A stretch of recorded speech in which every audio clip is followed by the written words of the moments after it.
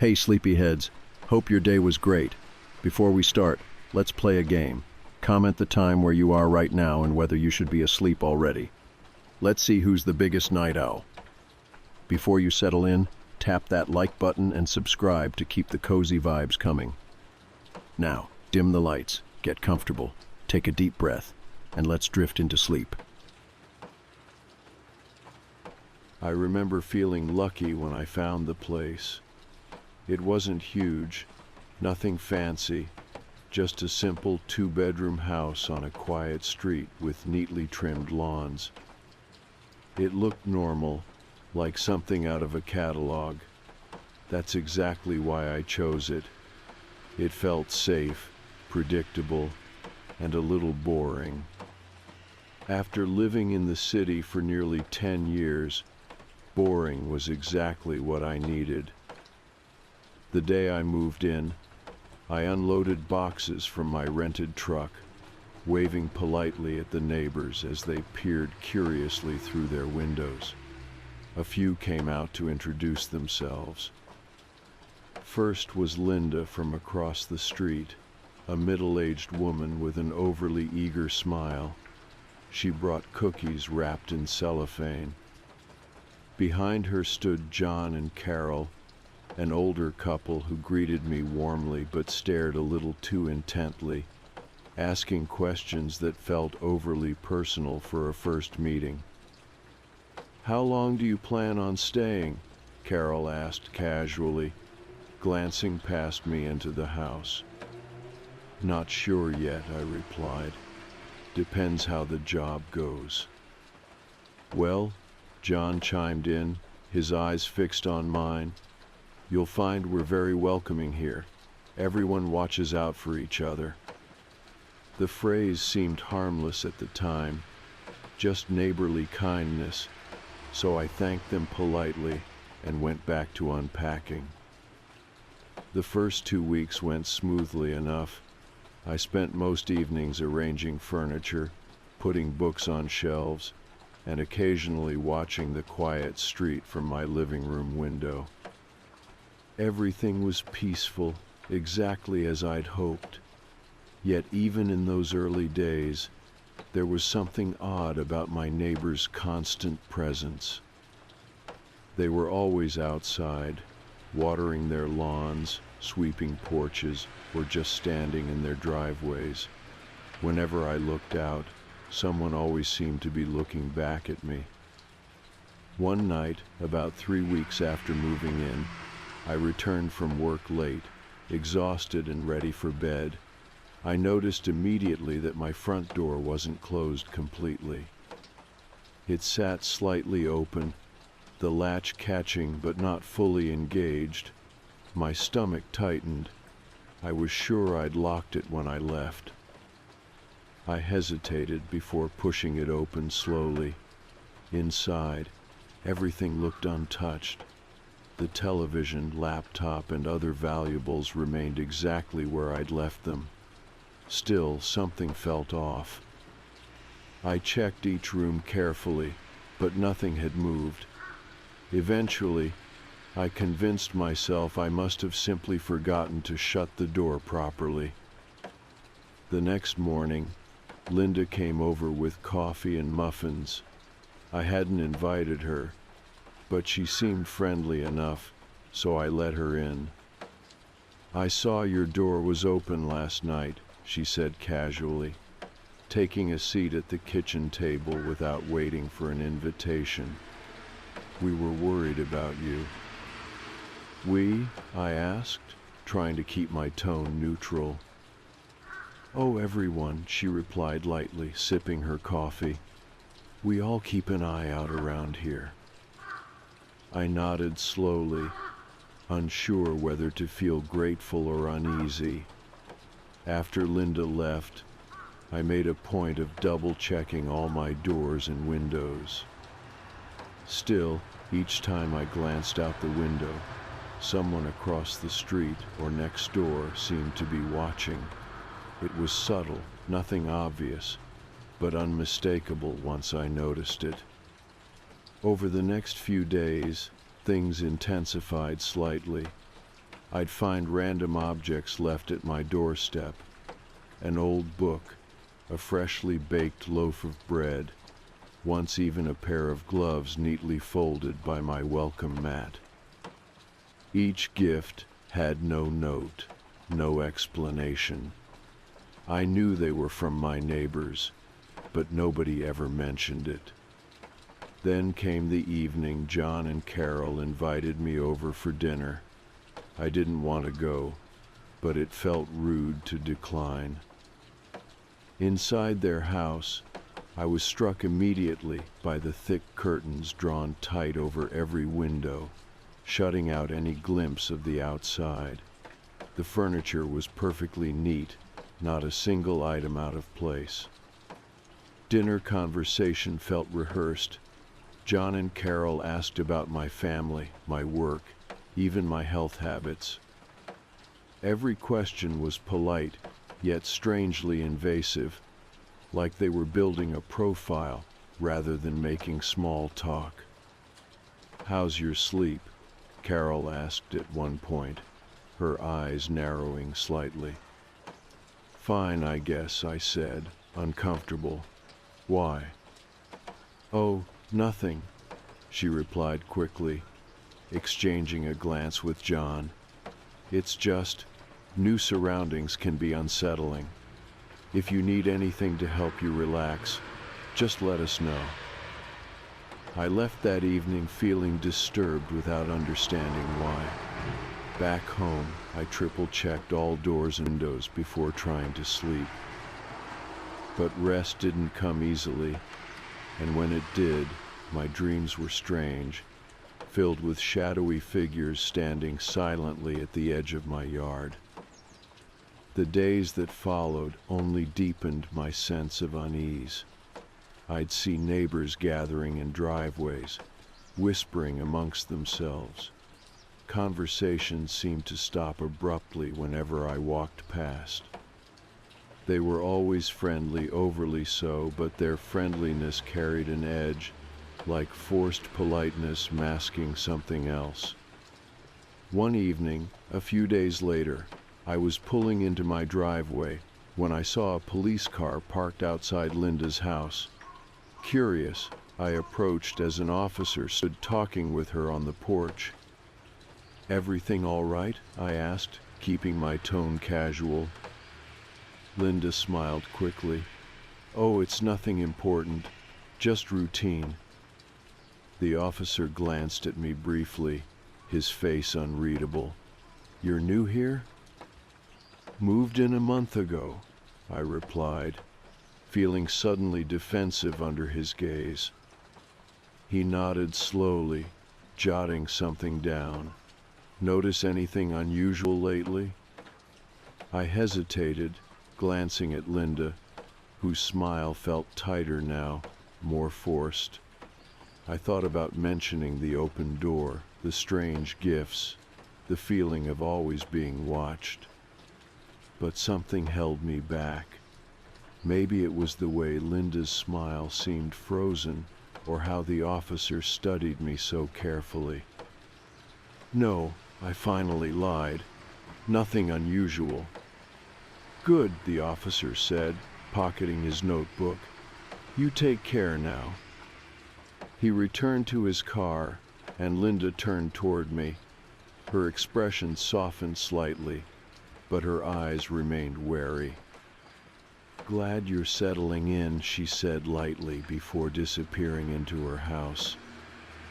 As I walked back home, the street felt unnaturally quiet. It was as if the neighbors had collectively withdrawn behind their curtains, leaving me alone under the pale glow of streetlights. I glanced at my front door, checking again that it was locked. Something had changed tonight. My unease was no longer vague or dismissible. I realized, as I stepped inside and bolted the door behind me, that this neighborhood wasn't what it seemed. My neighbors weren't just overly friendly. They were keeping secrets, secrets they were determined to hide. And I had no idea yet just how dangerous those secrets were. The next morning, I woke up earlier than usual, still feeling uneasy about the night before. The encounter with the police officer had left me unsettled. I stood in my kitchen, sipping coffee, staring out the window toward the street. It was quiet, as always, perfectly calm, yet the silence felt heavier today, as though the entire neighborhood was holding its breath. As I stood there, I noticed Linda walking slowly along the sidewalk. She paused near my driveway, glancing toward my house, then quickly moved on when she saw me watching. It struck me again how strange it was that everyone here always seemed to be outside, yet nobody ever seemed to leave for work or errands. I'd never seen cars pull out of driveways or deliveries being made. It felt as though the neighborhood existed entirely within its own boundaries. I decided to go outside, partly to shake off my nerves, partly to see if things would feel more normal in the daylight. As soon as I stepped onto my front porch, John waved enthusiastically from across the street. He walked briskly toward me, his smile thick and friendly. "Good morning," John called cheerfully. "Sleep all right?" "I did, thanks." I lied, trying to sound casual. "You?" "Oh, I always sleep well," he said, giving a short laugh. "Been here so long, I guess I'm just used to it." He paused, looking around as if to check if anyone else was watching, then stepped slightly closer, his voice lowered to an oddly conspiratorial tone. "You talked to the police last night," he said quietly, watching me carefully. "What did they say?" "Nothing really," I answered cautiously, unsure why he'd ask. "They were just checking in." "Good, good," John replied, but his eyes seemed relieved rather than interested. They like to keep an eye on things here. It's part of what makes the neighborhood so safe. There was something about the way he emphasized safe that bothered me. Before I could respond, John stepped back, returning instantly to his friendly persona. "Anyway, I'll let you get on with your day," he said warmly. "Come by any time you want." He walked off, leaving me confused and more uncomfortable than before. I felt like I was missing something obvious, something everyone else in the neighborhood knew except me. Determined to clear my head, I drove into town later that day, stopping at a small diner near the main street. The waitress, a woman named Angie, brought coffee and took my order. As she poured a refill, she glanced curiously at me. "You're new around here, right?" she asked. "Haven't seen you before." "Yeah," I replied, grateful for normal conversation. "Moved into a house on Meadow Street a few weeks ago." She paused briefly, almost imperceptibly, before nodding. "That's a quiet neighborhood," she said, though her tone seemed to suggest something else. "Nice folks there." "Very friendly," I agreed, watching her expression carefully. Maybe a little too friendly. Angie glanced around nervously, then leaned slightly closer. "They're all a bit odd," she whispered carefully. "Don't get me wrong, they're polite and everything, just private. They don't talk much to outsiders, keep to themselves." I felt a chill run through me. "Have there been any problems out there before?" She shrugged slightly, looking hesitant to answer. "Nothing the cops ever found," she said finally. "Just rumors. People who lived there before usually left pretty quick." Before I could press for more details, another customer called for her attention. Angie gave me an apologetic glance and walked off, leaving me more concerned than ever. Back home that evening, I parked my car in the driveway, noticing immediately how quiet the street was again. Several neighbors stood on their porches or near their windows, clearly observing me. I quickly entered my house, locking the door behind me. As I set my keys down, I noticed a small envelope sitting on my coffee table. My heart skipped. It definitely wasn't mine. I had never seen it before. Cautiously, I picked it up and opened it. Inside was a short, handwritten note. "You should join us. We look out for each other." No signature, no explanation.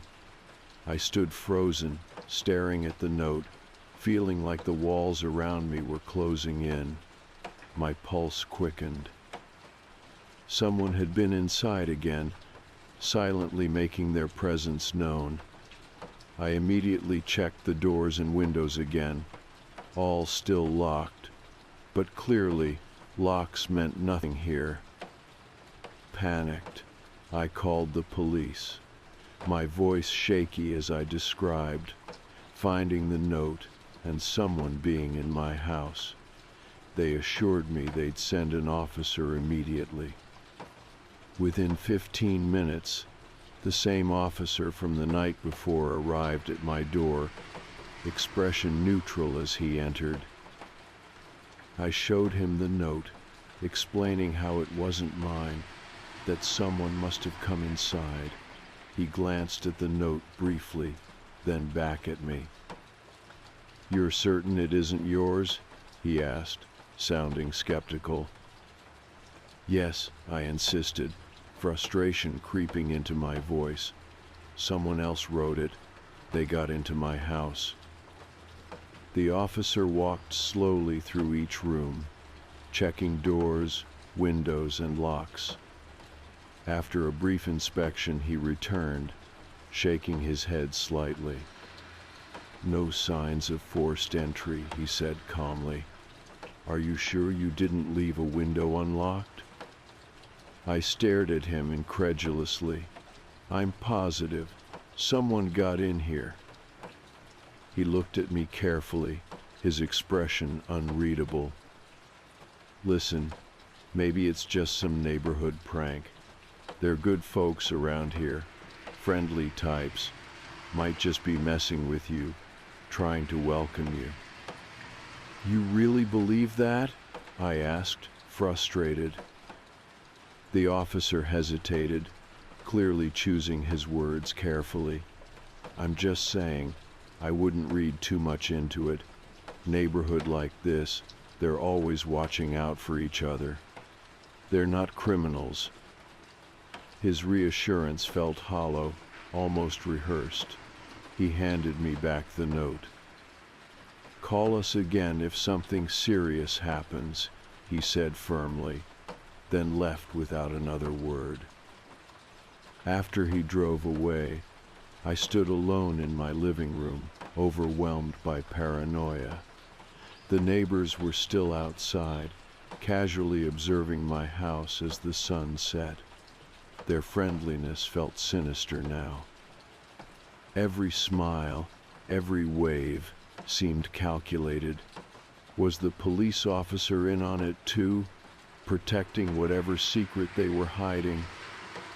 That night, unable to sleep, I sat up listening to every creak, every sound from outside. Around midnight, my phone buzzed a text from an unknown number. "Hope you feel safe tonight." The message sent chills down my spine. I looked outside again. The street was dark, but I could feel eyes watching my window. This wasn't friendly neighborhood behavior. I was being monitored, toyed with, and clearly warned. As I sat awake in the darkness, my mind raced. Moving here had been a terrible mistake, but it was too late to just pack up and leave quietly. They were already too involved, too aware. Whatever they wanted, it wasn't my friendship or community spirit. It was something else entirely. And I realized with growing dread that my arrival in this quiet neighborhood had been no accident at all. The next morning, I felt like I hadn't slept at all.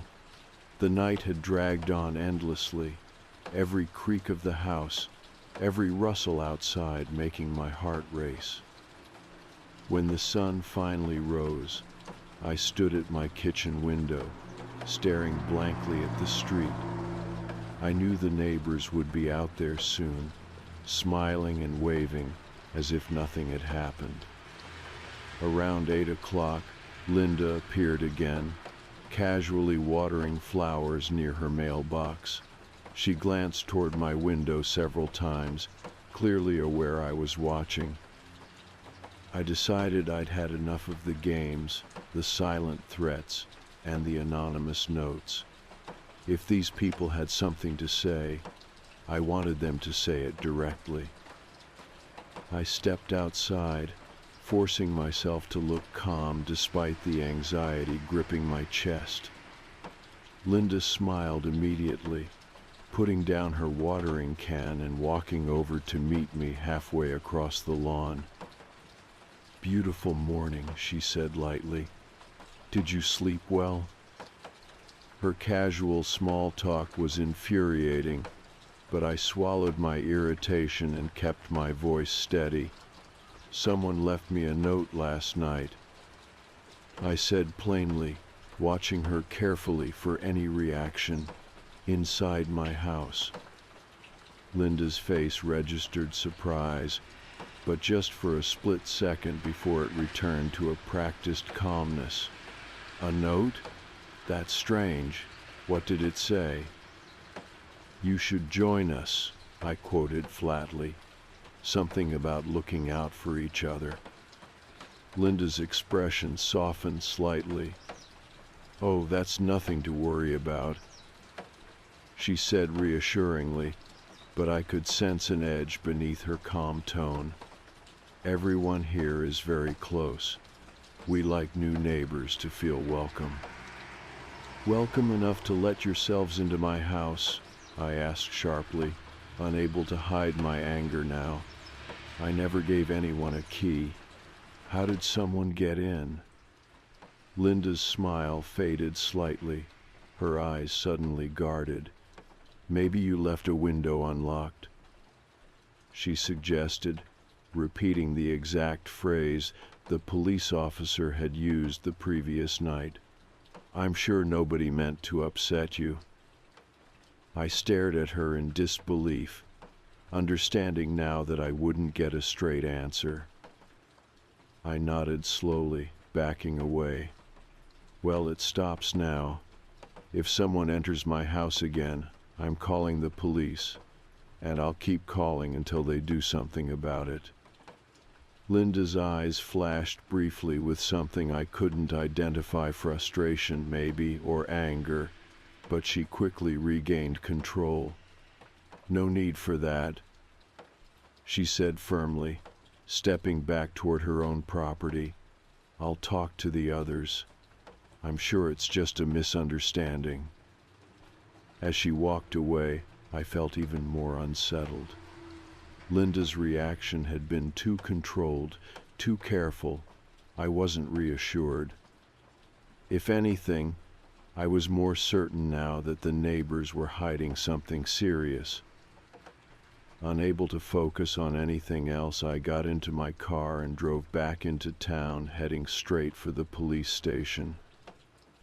I needed answers, and I wasn't getting them from my neighbors or from the officer who dismissed my concerns. At the station, I asked to speak to someone about the break-in.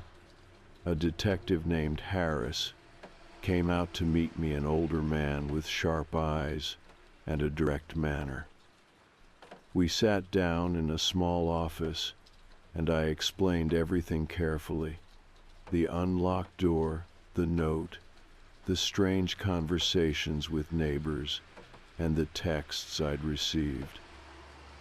Detective Harris listened carefully, jotting notes occasionally. When I finished, he leaned back in his chair and looked at me thoughtfully. "You're talking about the Meadow Street neighborhood, correct?" he asked. "Yes," I replied cautiously, sensing his hesitation. "Is something going on there?" He paused briefly, clearly deciding how much to share. "We've had a few reports from Meadow Street over the years," he said finally. "Mostly minor things, people feeling watched, strange visitors, notes like the one you described, but nothing we've been able to verify as criminal." "Minor?" I asked incredulously. "Someone broke into my house. They left threatening notes. That doesn't seem minor to me." Harris nodded slowly, sympathetic but cautious. "I understand your concern. Believe me, I do. But we've checked things out there multiple times. Never found any evidence of forced entry, stalking, or anything criminal." I felt desperation rising. "What about the neighbors themselves? Do you know anything about them?"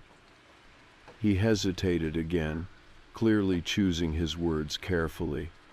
"They're unusual, maybe. Close-knit, don't talk much to outsiders, but they've lived there a long time. Good reputations, steady jobs. On paper, they're normal people." "But you don't think they're normal, do you?" I pressed him. "Off the record?"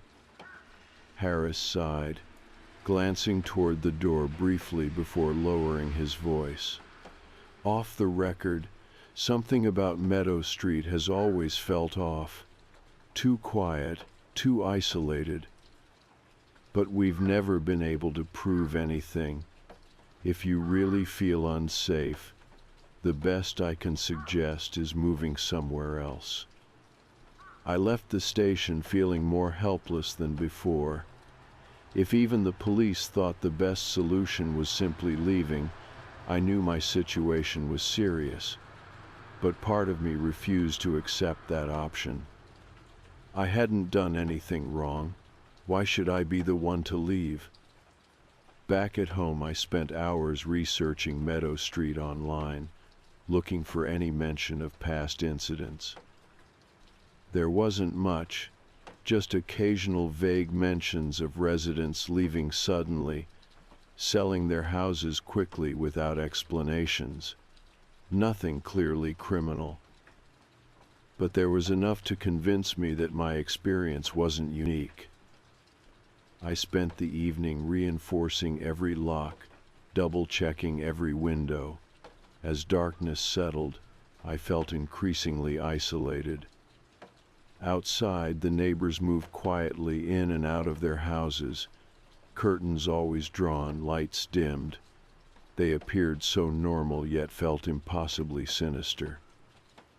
Just after midnight, as I was about to head to bed, my phone buzzed again. My heart raced as I saw another unknown number. The message was short. "You're making this harder than it needs to be." I stared at the screen, dread settling deep into my stomach. Before I could even process it, there was a sharp knock on my door. My body went cold. Slowly, I approached the door, peering cautiously through the peephole. It was John, standing casually on my porch, smiling politely, as if it was perfectly normal to knock at midnight. I considered ignoring him, but something made me open the door just slightly. "It's late," I said firmly, leaving the chain latched. John smiled apologetically. "I know, and I'm sorry. But we saw you went to the police again today. We really want to help you understand." "Understand what?" I asked, struggling to keep my voice steady. He leaned closer, lowering his voice. "We protect our own here. You're new, so you don't realize it yet, but you're already part of our community. You belong here." His words felt rehearsed, deliberate. I shook my head. "I don't want to be part of whatever you're doing. Leave me alone." John's eyes hardened slightly, his friendly expression faltering. "It's too late for that," he said softly. "You're involved now, whether you like it or not." He stepped back slowly, turning and disappearing into the darkness. I closed the door, trembling. John's words echoed in my head, unsettling and final. This was no longer just neighbors being intrusive or overly friendly. They were involved in something serious, something secretive, and now they expected me to join them. I realized, standing alone in my locked house, that whatever I'd stumbled into wasn't going to stop. They were determined to draw me in, one way or another. I had to find out exactly what was happening here before it was too late. The next morning I didn't even pretend things were normal. Sleep had been impossible after John's visit, and when daylight finally crept in, I felt exhausted and on edge. I paced around the house for an hour, replaying his words in my mind. The calm certainty in his voice, the quiet threat behind his polite smile. It felt as if the walls of my house had closed in overnight. I showered quickly, dressed, and stepped out onto the porch. My eyes immediately scanned the street. It seemed quiet enough, though Linda's curtains shifted slightly, revealing that someone was watching from across the street. A chill ran down my spine, but I pretended not to notice and headed straight to my car. Driving away felt momentarily freeing, and I headed back into town. My first stop was a hardware store, where I bought new locks and security cameras. I knew it might not solve everything, but it felt better to be doing something proactive rather than just waiting for the next incident. Afterward, I decided to return to the diner, hoping Angie might be working. She had seemed uneasy about the neighborhood before. Maybe she knew more than she'd been willing to share the last time. When I entered, the diner was mostly empty. Angie saw me immediately, and something about her expression made it clear she wasn't surprised I'd returned.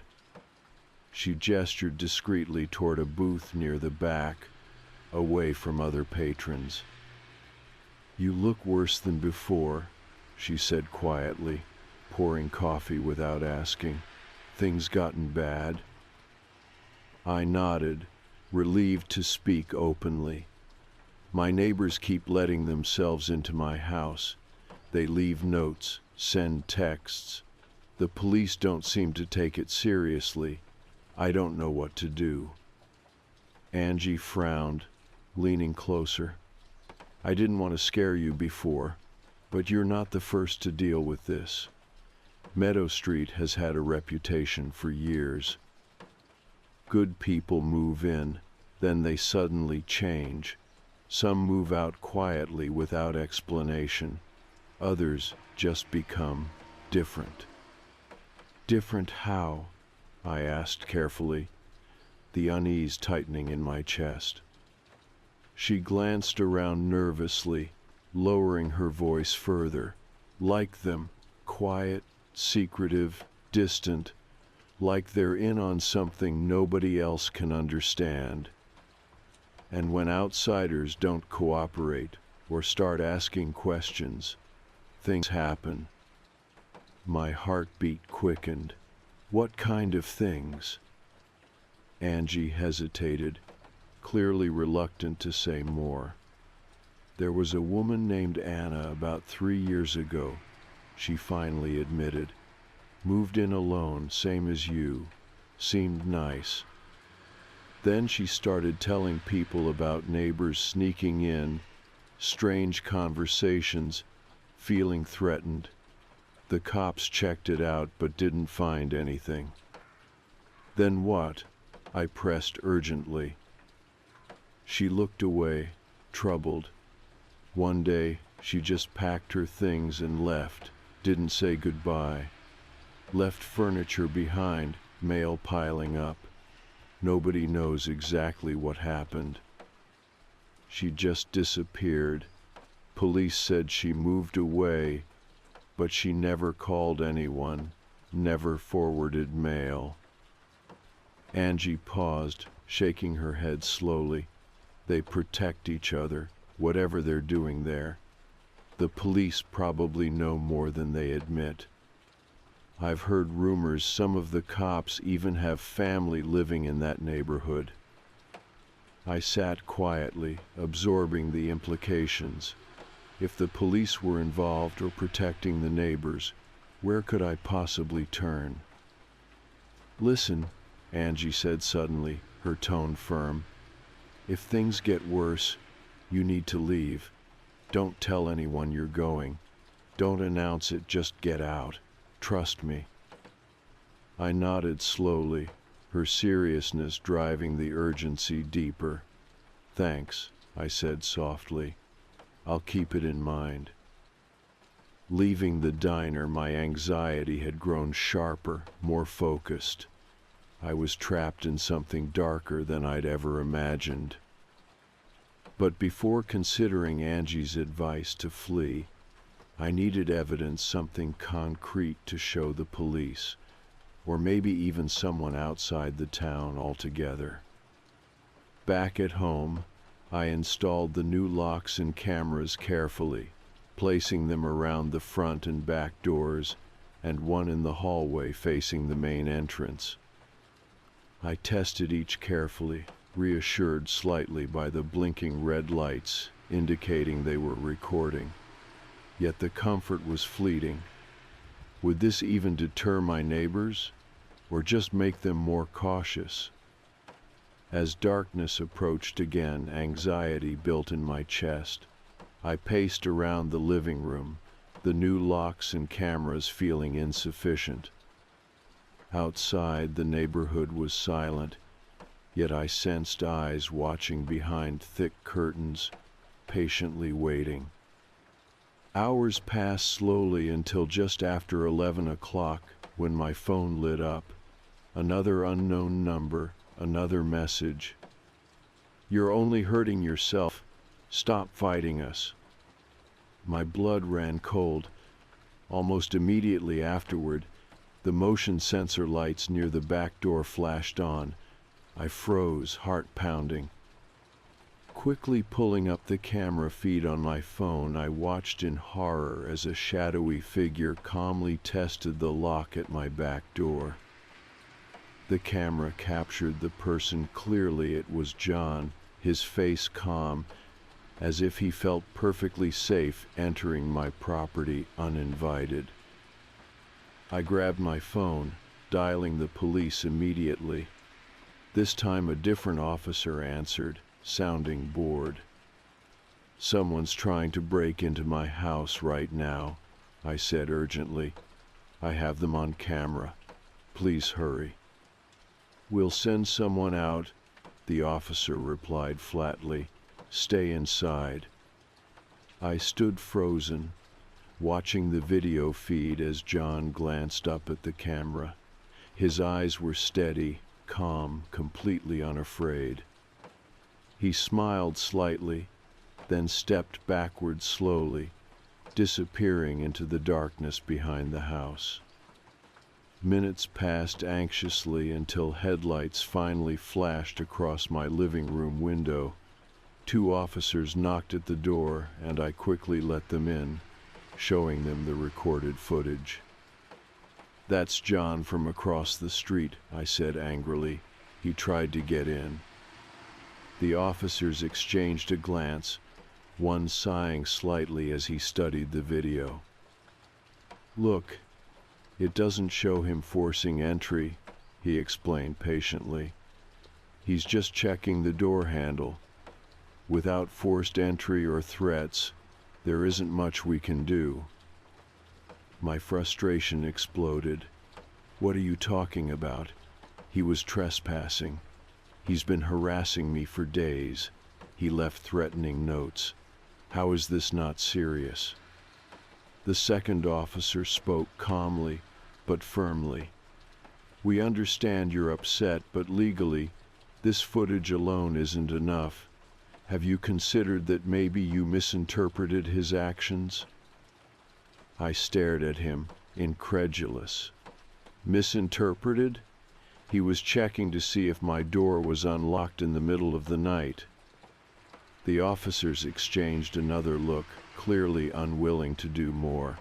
We'll speak to John, the first officer offered finally. But unless there's clear evidence of criminal activity, our hands are tied. After they left, I slumped against the wall, despair flooding over me. The police wouldn't help. My neighbors were fearless and determined. Angie's advice echoed in my mind. Maybe leaving quietly was my only option. But just as the thought took hold, my phone buzzed again. Another message, this one brief but chilling. Leaving won't solve anything. We're everywhere. Fear surged through me again. They knew exactly what I was thinking, as if they'd heard every conversation I'd had today. I scanned the room desperately, paranoia gripping my thoughts. Were they watching even now? The realization sank heavily into my chest. I couldn't leave easily, not if they were already aware of my intentions. I was trapped in a nightmare, surrounded by people who seemed to control every aspect of this neighborhood and possibly even beyond. I sat awake all night, uncertain of my next move, but sure of one thing: I was being watched, controlled, and manipulated by people who weren't just neighbors. They were a community, a secretive group determined to keep their lives hidden, and they would do anything to ensure I became one of them. Or disappeared, just like the others. I spent the next day feeling trapped inside my own home. The sunlight that streamed through the windows felt wrong somehow, as if even daylight belonged to them. I moved quietly through the house, barely making noise, drawn to each window every few minutes to look out at the street. No matter when I checked, someone was always watching. Curtains twitched slightly as I passed by. Neighbors appeared on their porches, pretending to busy themselves with meaningless tasks, all the while casting quick glances toward my house. By mid-afternoon, exhaustion overtook paranoia. I was mentally drained from endless worry and physically weak from lack of sleep. I knew I had to make a decision: soon stay and keep fighting, or risk trying to leave despite their warning. The more I thought about it, the more leaving seemed the only real option left. Staying here meant constantly watching my back, questioning every noise, wondering which neighbor would be waiting for me outside. I quietly started packing essential items into a small duffel bag, trying to appear casual if anyone were watching. I chose clothes, important papers, cash just enough to get away quickly. My heart was pounding the entire time, fear rising as I remembered the last text I'd received. Were they watching me pack? Did they already know my intentions? When dusk began to settle, I stood near the window one last time, scanning the street carefully. The neighbors were all inside now, lights on behind thick curtains. Taking a deep breath, I moved quickly to the back door, gripping my bag tightly. I planned to exit through the rear of the property, slipping quietly past the houses behind mine, hoping to avoid detection. Stepping outside, the cool evening air sent chills down my spine. It was silent now, too silent. Even insects seemed absent from the backyard. I moved quietly toward the rear fence, glancing constantly over my shoulder. When I reached the gate, my hand shook as I lifted the latch. But the moment I pushed the gate open, headlights suddenly flooded the yard, blinding me. A vehicle had quietly parked behind my house, blocking my intended escape. My stomach dropped as John stepped out of the driver's side, walking slowly toward me. Carol sat calmly in the passenger seat, watching. "Going somewhere?" John asked calmly, stopping a few feet away, his tone casual, as if we'd just run into each other at the grocery store. "What are you doing here?" I demanded, my voice shaking despite trying to sound angry. "Why can't you just leave me alone?" He smiled almost sadly. "We told you. You're part of us now. You can't just walk away." "Part of what?" I shouted, fear making my voice louder. "I never agreed to anything. I don't even know what you people are doing here." "You're asking the wrong questions," John said quietly, stepping closer. "The only thing you need to know is we look after our own. It's safer for everyone." I glanced around desperately, realizing now that my neighbors had quietly appeared, standing silently in their backyards, forming an almost invisible circle around us. They watched without expression, unmoving, waiting for something. "I'm not going with you," I said firmly, trying to sound more confident than I felt. "Whatever this is, I don't want any part of it." "You already are," Carol said gently from the car, her voice soft but authoritative. "Once you're here, you're with us. No one just leaves." John stepped closer, his expression turning stern. "We hoped you'd understand, that you'd come around willingly. You're making this harder than it needs to be." Fear surged through me, adrenaline pumping through my veins. Without thinking clearly, I bolted sideways, sprinting toward the other side of the yard. John reacted instantly, calling my name sharply, but I didn't look back. I ran desperately, leaping over a low hedge, pushing past branches that tore at my clothes and skin. I stumbled onto the next street, gasping, and kept running. I didn't stop until I reached the main road leading out of the neighborhood. My lungs burned, legs trembling, but I forced myself onward. Reaching the edge of town, I finally slowed, catching my breath, feeling slightly safer on this more public, well-lit street. Unsure where else to go, I decided to head back to the diner, hoping Angie was still there. It felt like my only safe option now. When I pushed through the diner's door, she looked up immediately, surprise and concern on her face. "You okay?" she asked, hurrying toward me. "What happened?" "They blocked me from leaving," I said breathlessly, looking around nervously.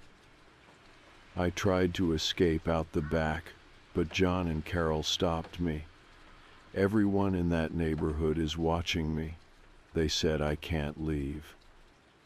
Angie's eyes widened with real fear. "Come with me," she said quickly, leading me into the kitchen area where we could speak privately. "Listen, this isn't something you can fight alone." They have connections all over this town, police, businesses, even city officials. That's why nothing ever changes. Anyone who speaks up gets intimidated into silence or disappears. How is this even possible? I asked desperately. Why hasn't anyone ever done something about it? They have, Angie said firmly. People try, but it's always the same. If you start trouble, they push you out, or worse, you have to leave town tonight. Don't stop. Don't talk to anyone. Just drive somewhere far away and start over. My hands shook as reality sank in. You really think they'd follow me? Yes, Angie said quietly, her voice firm. You can't underestimate these people. They'll do anything to protect their secrets. Angie quickly scribbled directions onto a napkin. Follow this route. It's a back road out of town through the old logging trails. It won't be easy, but they won't expect it. I took the directions, thanked Angie sincerely, and quickly left through the diner's back entrance. Minutes later, I was behind the wheel, driving cautiously toward the route Angie had given me. The road turned to gravel and then narrowed, becoming barely a trail through dense trees. Darkness closed around me, headlights cutting weakly through the shadows. Every sound, every branch that brushed the side of my car startled me, but I kept going. If Angie was right, this was my best chance. After an hour driving through darkness, I emerged onto another paved road I didn't recognize, miles away from town. Relief washed over me momentarily, though paranoia still gripped me tightly. I stopped briefly to check the map. Just as I opened it, headlights appeared behind me, approaching quickly. Panic shot through me again. I sped up, praying it wasn't them, hoping it was just another car. But the lights closed the distance rapidly, forcing me to accelerate dangerously on the unfamiliar road. As I navigated a tight curve, my car hit gravel and began sliding uncontrollably. The next moments felt surreal. I heard the crunch of metal and breaking glass as the car slid off the shoulder, hitting a tree with sudden force. Everything went black briefly, disorienting me as I fought to remain conscious. Moments later, blurry shapes appeared in my vision, figures walking slowly toward my wrecked car. My heart sank as John's familiar voice reached my ears. "We told you," he said quietly, approaching slowly. "You can't run from us." As I struggled to remain conscious, he opened the car door calmly, his face showing no emotion. I felt hands carefully pulling me from the wreckage. My vision blurred further, and the last thing I saw clearly were neighbors' faces, quietly surrounding me, expressionless, silent, as darkness finally overtook me. When I opened my eyes again, everything felt blurry, my head throbbing with pain. The room slowly came into focus. I was lying on a bed, surrounded by plain walls painted in a neutral shade of beige.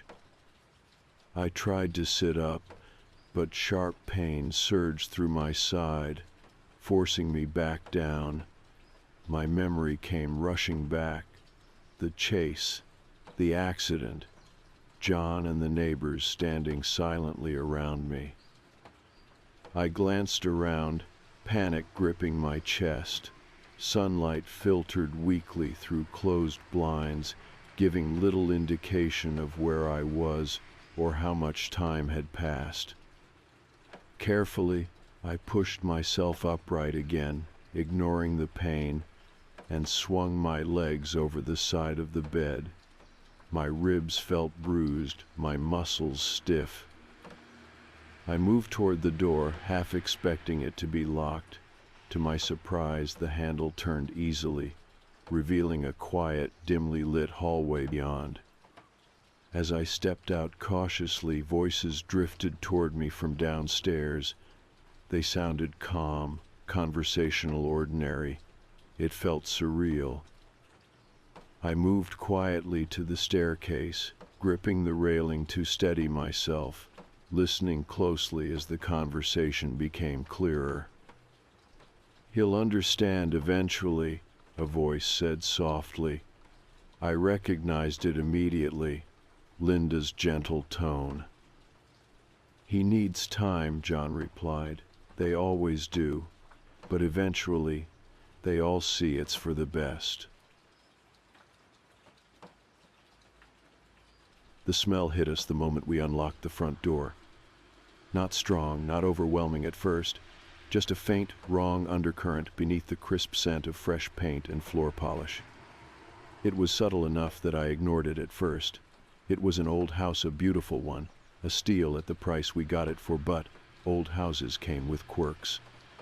Maybe it was stale air, or dust, or the way wood soaked in decades of life and never quite let it go. But as the days passed, the smell grew. It thickened. By the end of the first week, I couldn't pretend anymore. It wasn't something we were imagining. Something was rotting. At first, we blamed the basement. Sam and I had barely been down there since moving in. It was unfinished floor, exposed pipes running along the ceiling, wooden shelves stacked against the walls. The previous owner had left behind junk-old tools, paint cans, something that looked like an antique birdcage. I hated being down there. The air was damp, wet in a way that clung to the skin. The dim yellow light from the bare bulb in the ceiling barely cut through the shadows. The walls, made of old brick, seemed to lean inward. But the smell was strongest in the far corner. Sam stood there, hands on his hips, frowning at the floor. "It's got to be something down here," he muttered. We searched everything. We checked the vents for dead animals. We pulled the rusted shelving away from the walls, shook out cobweb tarps, flipped old wooden crates. Nothing. No rotting food, no carcasses. No source. It should have been a relief, but it wasn't. Because when you can't find the thing that's wrong, you start wondering if the problem is bigger than you thought. That night, I lay awake in bed, breathing in wood, dust, and decay. And I knew, even before I drifted into sleep, that the smell was getting stronger. We tried everything. Bleach, vinegar, a dehumidifier running 24/7. I opened every window in the house, let fresh air churn through every room. And for a little while, I let myself believe it was helping. Until the morning, I found flies in the kitchen. Not a swarm, not yet. Just 2 or 3, buzzing lazily over the sink, landing on the counter before darting back into the air. I tried to brush it off. Old houses have cracks. Flies get in. It's summer. But when I looked up, something in my stomach tightened. One of them had landed on the ceiling, right above me. Not moving. Just sitting there. Watching. Sam was the first to mention it out loud. "We need to call someone," he said one night over dinner. He looked tired, pale. We both were. The smell had gotten worse, pressing into the walls, into our clothes. I swallowed, setting my fork down. Like who? A plumber, maybe? Someone to check the pipes? Gil already came, I reminded him. He said the drainage is fine. Sam exhaled sharply, rubbing his temple. "Then what the hell is it, Claire? Smells don't come from nowhere." I didn't have an answer. That night I heard something. A shift. A soft, slow creak beneath the floor. I told myself it was the house settling. I told myself a lot of things. We called the plumber again. Gil was reluctant to come back, probably because he had already told us there was nothing wrong. But he showed up anyway, dragging his toolbox through the kitchen, shaking his head as we led him downstairs. I'm telling you, he muttered. Your plumbing's solid. I hovered by the doorway, my arms crossed, then explained the smell. He sniffed the air and made a face. All right, yeah, I'll admit it's bad.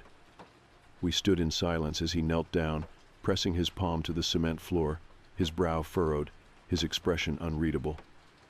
I didn't like that. Didn't like the way his face changed. What? Sam asked. Gil rocked back on his heels. This concrete, he tapped his knuckles against it. Not original. Sam frowned. What do you mean? Gil stood, dusting his hands off. I mean this part of the floor. He gestured to the far corner, where the smell was strongest. It was redone at some point, not that long ago either. I felt something shift inside me, a slow, creeping unease. Why? I asked. Gil shrugged. No idea. Maybe a crack in the foundation. Maybe just cosmetic. He turned, already heading for the stairs.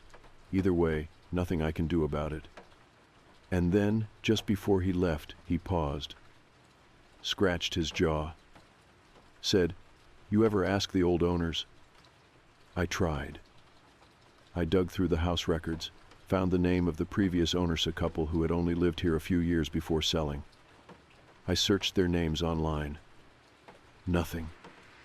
No social media, no LinkedIn profiles, no trace of them anywhere. Like they had disappeared. I tried calling the number listed in the records. Disconnected. Sam watched me from the doorway. This is getting in your head, he said quietly. I wanted to agree, wanted to believe he was right. But that night, I heard it again. A shift. A creak. A sound beneath the floor. And this time I knew. It wasn't the house settling. The smell was unbearable now. No matter how much we scrubbed, it was there, thick, deep. A thing that didn't just Garrett lived in the house. It made Sam sick. He swore it wasn't the smell, that it was just a stomach bug, but I wasn't so sure. He sat on the couch, pale, sweating, rubbing at his temples. I need a break, he muttered, from all this. I swallowed. Maybe we should get a hotel for a few days. He let out a breath, nodded. Yeah.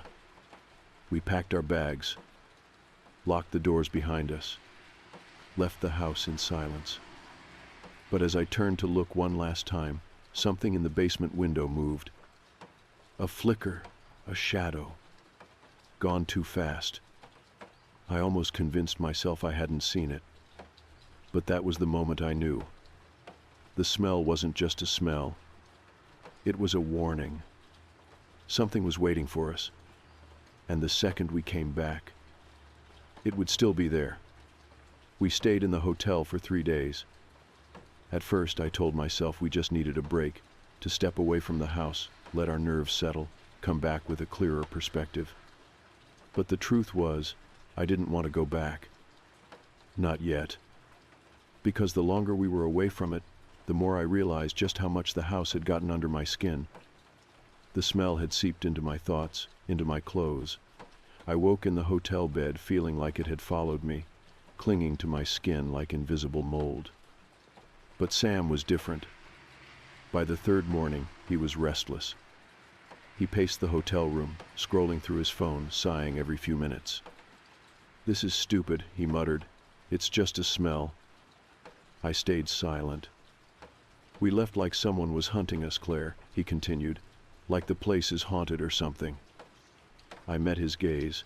You think I'm being paranoid? He hesitated, then carefully, I think we should stop feeding into this. I exhaled, pressed my fingers to my temples. Fine, let's go back. And just like that, the decision was made. We packed our bags, checked out of the hotel, and drove home. I had spent 3 days dreading the moment we walked through the front door. But when we did, everything was exactly the same. The windows were closed, the furniture untouched, no signs of movement, no shadows in the basement window. I almost laughed at myself. See, I told myself, it was nothing. But then, that night, it started again. It began with the scratching. I woke up sometime after midnight. The house was silent, too silent. And then I heard it. Faint, subtle, a slow, deliberate scrape beneath the floorboards. I froze. It wasn't pipes, not the house settling. It was movement.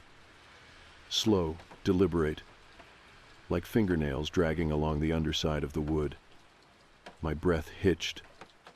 Sam stirred beside me, rolling onto his side. "You hear that?" I whispered. A long pause. Then, "No," he mumbled. And then, louder than before, "Scratch." Sam shot up. Now he heard it. I gripped his arm. My heartbeat was hammering. The sound was coming from the basement. Sam hesitated only a moment before throwing the blanket off. I grabbed his wrist. "What are you doing?"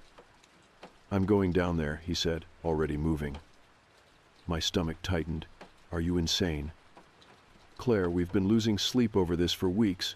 His voice was tight, frustrated. "I need to see what's down there now." He grabbed the flashlight from the nightstand. I followed him out of bed, my feet cold against the hardwood. We moved through the hallway in silence. Through the living room. Stopped at the basement door. The air was heavy. Stagnant. Sam glanced at me once before turning the handle and pushing the door open. I held my breath. A rush of cold, damp air swept past us. The smell hit hard. Stronger than before, wet, rotten. The flashlight beam cut through the dark as Sam stepped down the stairs. I hesitated at the top, my pulse pounding before following. The floor was cool beneath my feet. The old wooden shelves stood undisturbed against the walls. Sam swept the flashlight in slow arcs, searching. Nothing. The basement was empty. But then, a new sound. A click. Not behind us. Not from the walls. From beneath the floor. I grabbed Sam's wrist. "We're leaving." But he wasn't listening. His gaze had locked onto something near the corner of the room. The place where the smell was strongest. Where the plumber had said the foundation had been redone. Sam stepped closer, shining the light over the smooth concrete. His expression changed. "Claire." My throat was too tight to respond. He crouched, ran his fingers along a thin, jagged crack in the cement. Then, barely above a whisper, "This isn't solid." I stared. "What do you mean?" I breathed. He knocked twice, sharply. The sound wasn't right. Hollow. Sam's fingers curled into fists. He turned to me. "We need to see what's under here." The next morning, we bought tools. A sledgehammer, a crowbar, a mask for the dust. Sam stood over the cracked foundation, gripping the handle of the hammer, his expression set. And then he swung. The first hit echoed through the basement. The second cracked through the surface. And the third broke through. The cement gave way, splitting apart like dead skin. The smell that poured out was unbearable. I gagged, stumbling back, pressing my arm over my face. Sam coughed, waving the dust away. We stared.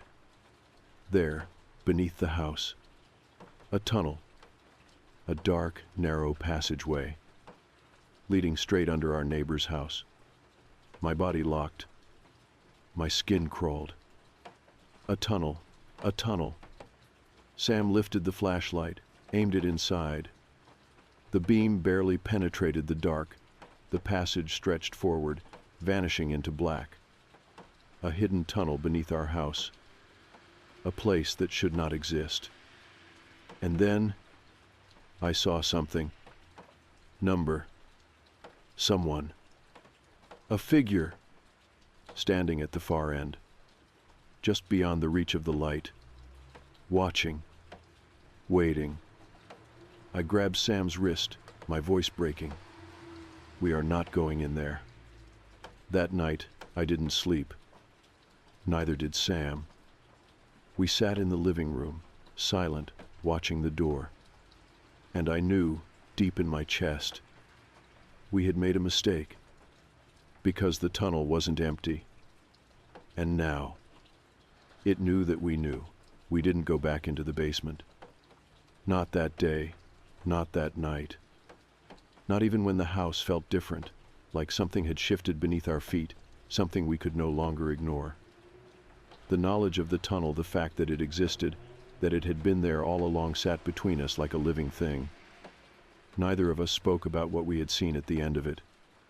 The figure, because acknowledging it would make it real. And neither of us was ready for that. By morning, Sam had convinced himself it was nothing. There's a logical explanation, he said over coffee, his voice tight, too rehearsed. Maybe it's an old maintenance tunnel. Maybe the previous owners didn't even know about it. I swallowed hard. Sam. Or maybe someone dug it themselves, he continued, pushing past my interruption. An escape route. Could have been used decades ago, maybe during Prohibition, or... Sam. He stopped. Slowly, his fingers curled around the mug. He didn't look at me. I exhaled, pressing my palms against the table. There was someone down there. A long silence. Then finally, we don't know that. I stared at him. You saw what I saw. His jaw tensed. Could have been a trick of the light. I could hear the edge of desperation in his voice, the need for something to be explainable. He was trying so hard to rationalize it. I couldn't. I wouldn't. Because deep in my gut, I knew. The tunnel wasn't just some old passageway. It was still being used. The smell hadn't gone away. Even with the tunnel open, exposed, it still clung to the walls, soaked into the air like a permanent stain. And then, the noises started. Not just scratching anymore. Something worse. The first night I woke to the sound of breathing. Not next to me. Not in the room. From beneath the floor. Slow, labored. Like someone was lying just underneath us, pressing their face against the wood, exhaling into the cracks. My chest tightened. I stayed perfectly still, listening, my pulse slamming against my ribs. It wasn't the house settling. It wasn't pipes. It was breathing. And it wasn't mine. I didn't tell Sam. Not at first. He needed to believe we were still in control, that this was fixable. But things kept happening. The food in the fridge started going missing. Not all of it, just enough.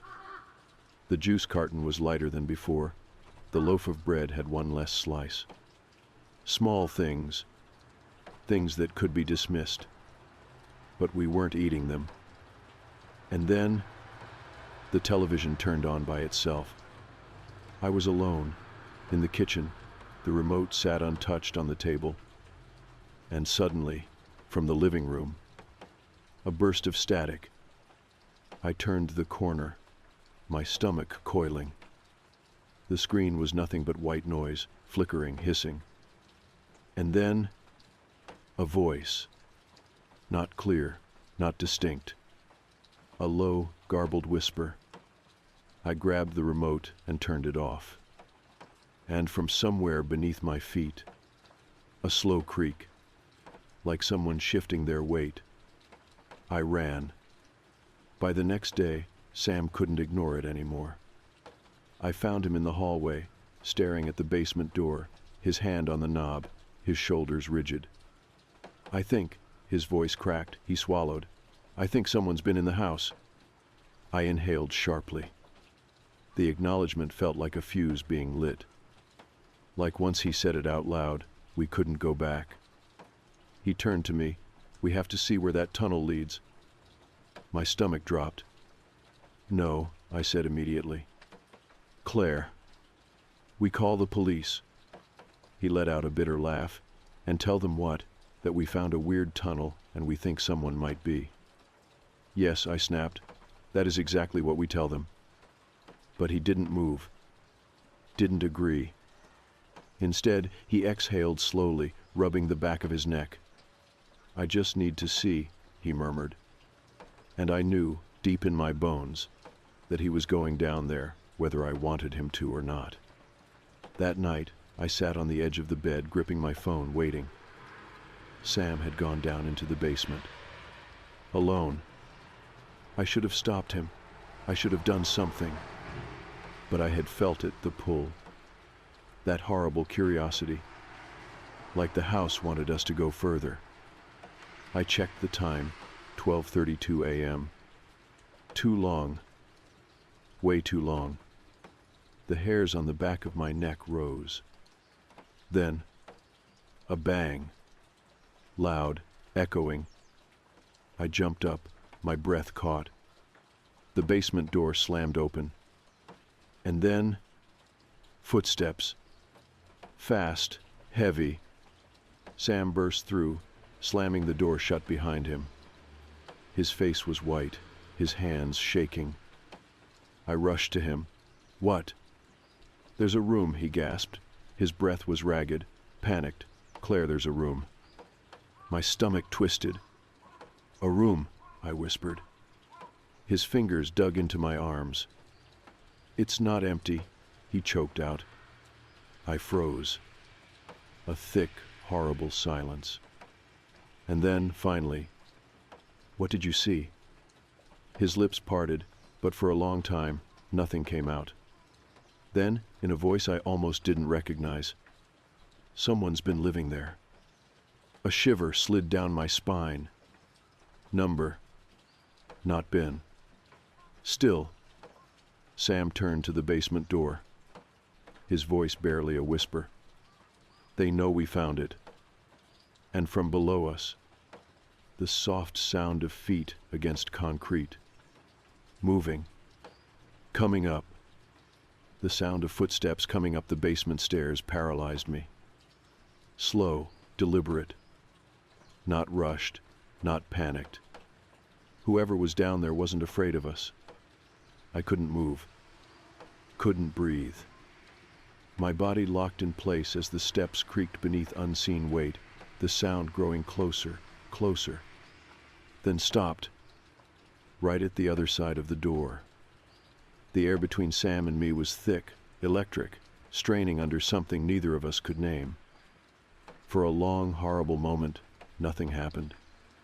No knocks, no turning of the knob. Just silence. A silence that stretched too long. A silence that felt like it was listening. And then, softly, a single, slow breath. From the other side of the door, Sam lunged, grabbing my wrist, pulling me toward the front door. I didn't resist. We ran. Through the hallway, past the kitchen, through the front door, slamming it behind us, bolting for the car. Sam fumbled with the keys, his hands shaking too hard to get the door unlocked. I turned just once toward the house. Every window was dark, every curtain drawn, except the basement window. Something shifted. A shadow. Low to the ground, unmoving. Watching. I grabbed Sam's hand and forced the key into the lock. We threw ourselves inside the car, doors locking automatically as the engine roared to life. Sam's knuckles were white on the wheel. He didn't hesitate. Didn't look back. We peeled out of the driveway, tires screeching against pavement. And as we sped down the road, something deep inside me whispered, "It's not over." The police barely took us seriously. We called from the motel we checked into that night, voices frantic, overlapping, stumbling over each other. There's someone in our house. There's a tunnel under the basement. We heard them. They were right behind the door. The dispatcher sounded calm, too calm. "We'll send someone to check it out." The words felt empty. We barely slept. Every small noise outside the motel made me jump. Every shadow made my breath catch.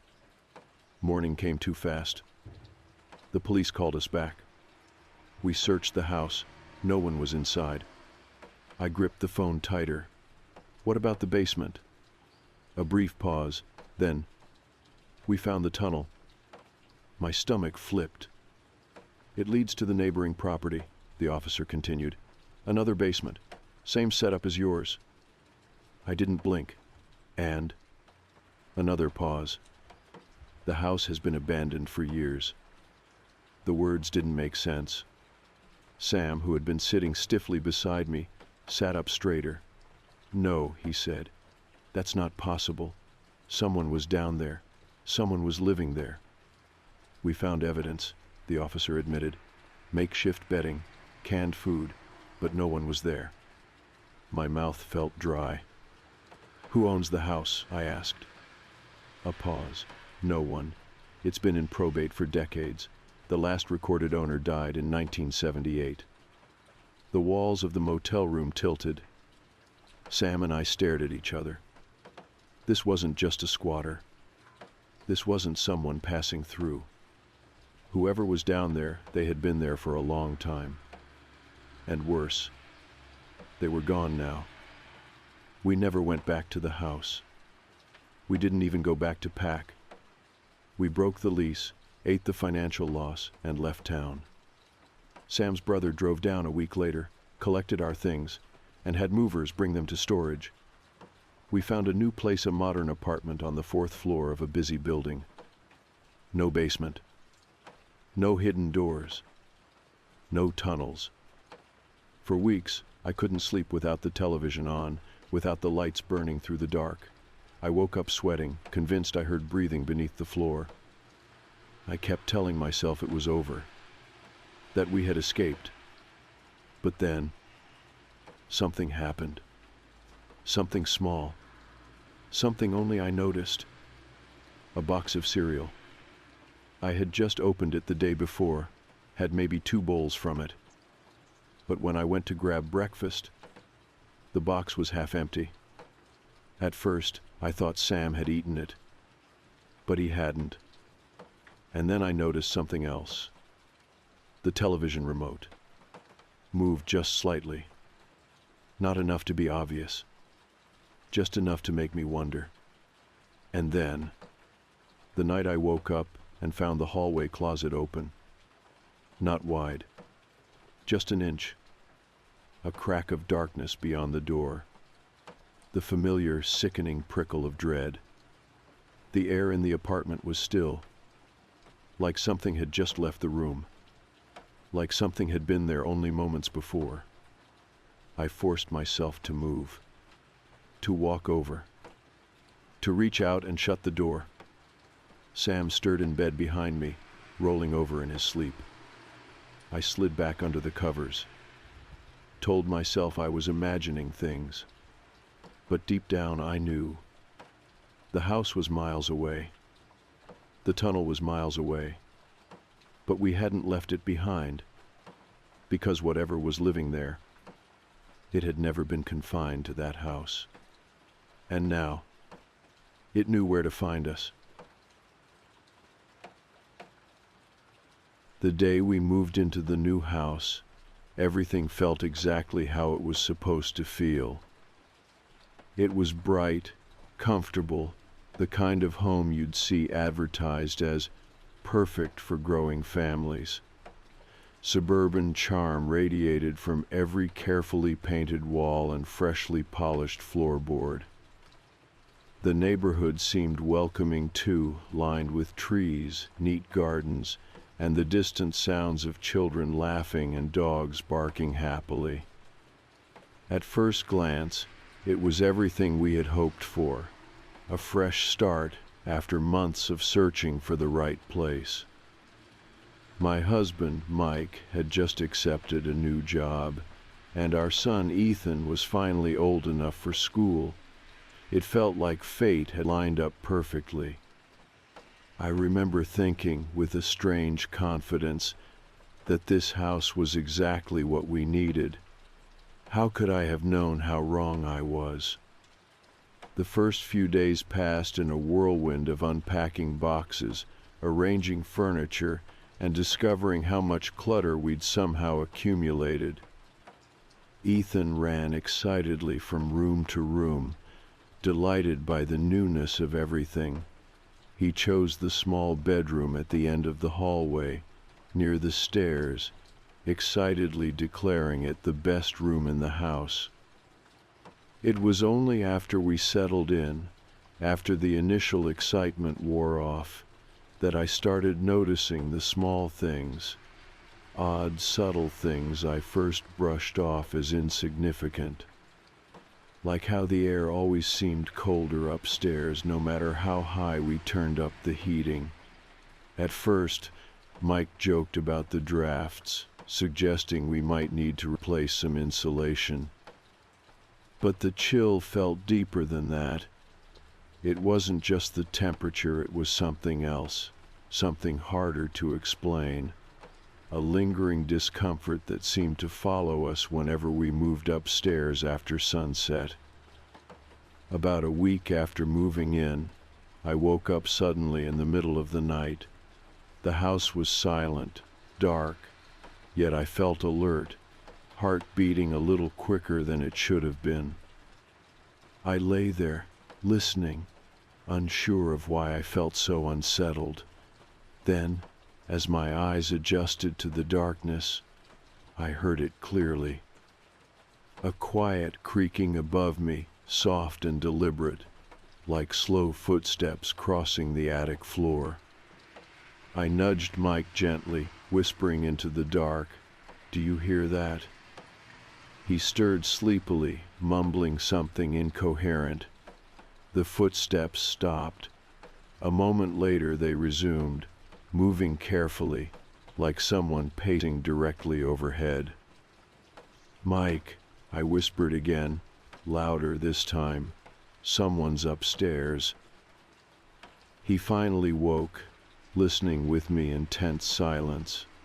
The steps continued, slow, steady, unmistakable. Mike sat up, his face cautious and alert now. "Maybe it's just the house settling," he suggested quietly, but even he didn't sound convinced. "Settling doesn't sound like footsteps," I replied firmly. We both slipped out of bed, stepping softly into the hallway. The stairs to the attic were narrow, hidden behind a panel at the end of the hall. Mike opened it cautiously, revealing the dark staircase. A draft of cold air drifted down, wrapping itself around us like an icy blanket. He flicked the attic light switch. Nothing happened. "Must be blown," Mike muttered, pulling out his phone and turning on the flashlight. We climbed the stairs slowly, each creak beneath our feet unnerving in the silent darkness. When we reached the attic, Mike scanned the room with the beam of his phone's flashlight. Boxes we hadn't unpacked yet sat neatly stacked against one wall. A few forgotten possessions from the previous owners, a dusty mirror, some rusted gardening tools, old curtains lay scattered across the floor.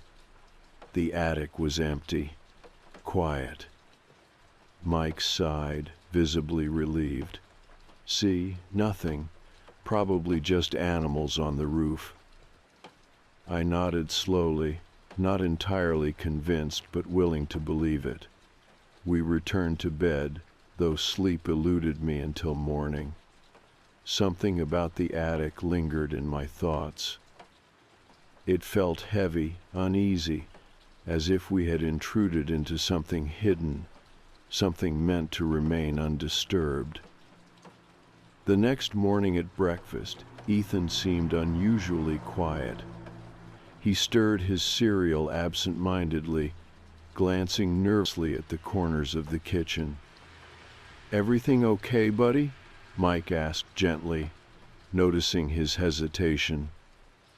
Ethan shrugged quietly. "I saw something last night," he said softly, eyes downcast. In my room. My heart tightened slightly. What did you see, sweetie? He paused, uncomfortable. It was dark, and I woke up because it felt like someone was watching me.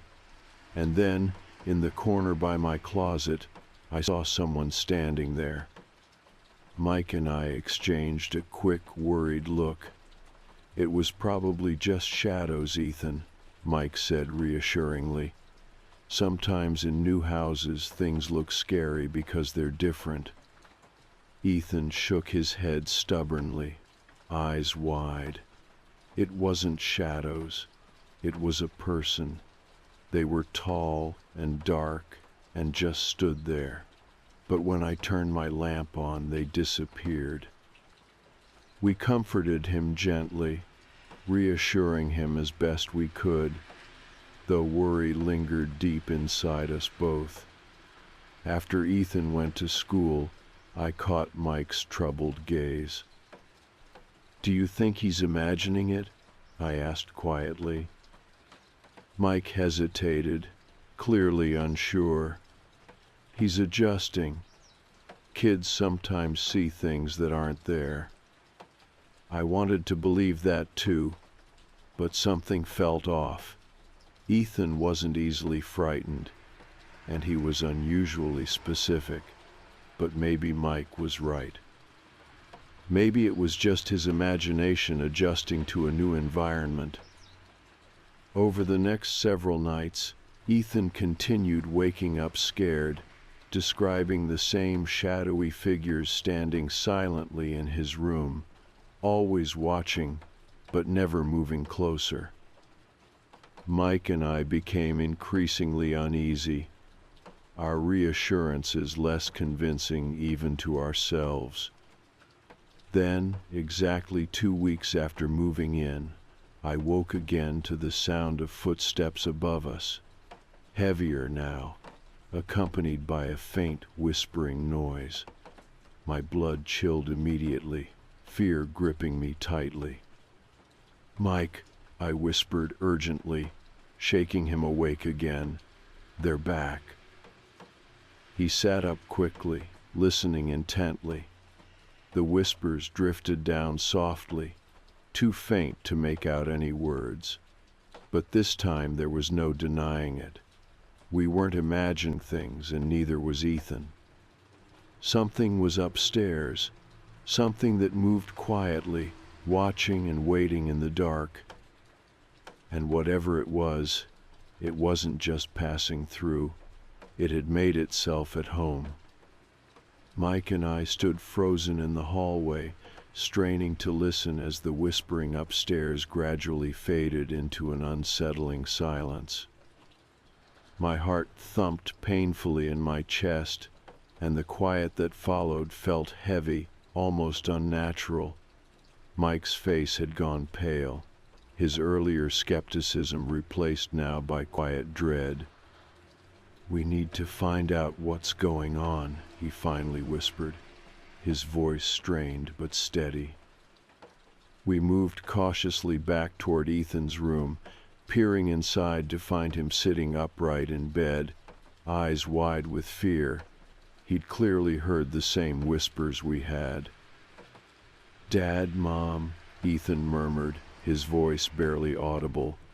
"I heard voices. They sounded angry." Mike stepped forward quickly, sitting on the edge of Ethan's bed and pulling him gently into a reassuring hug. "We heard them too, buddy," Mike said softly, doing his best to sound comforting despite his unease. "We're going to figure it out, okay?" Ethan nodded slowly, though the fear in his eyes lingered. I reached over, squeezing his hand gently. "Do you want to sleep in our room tonight?"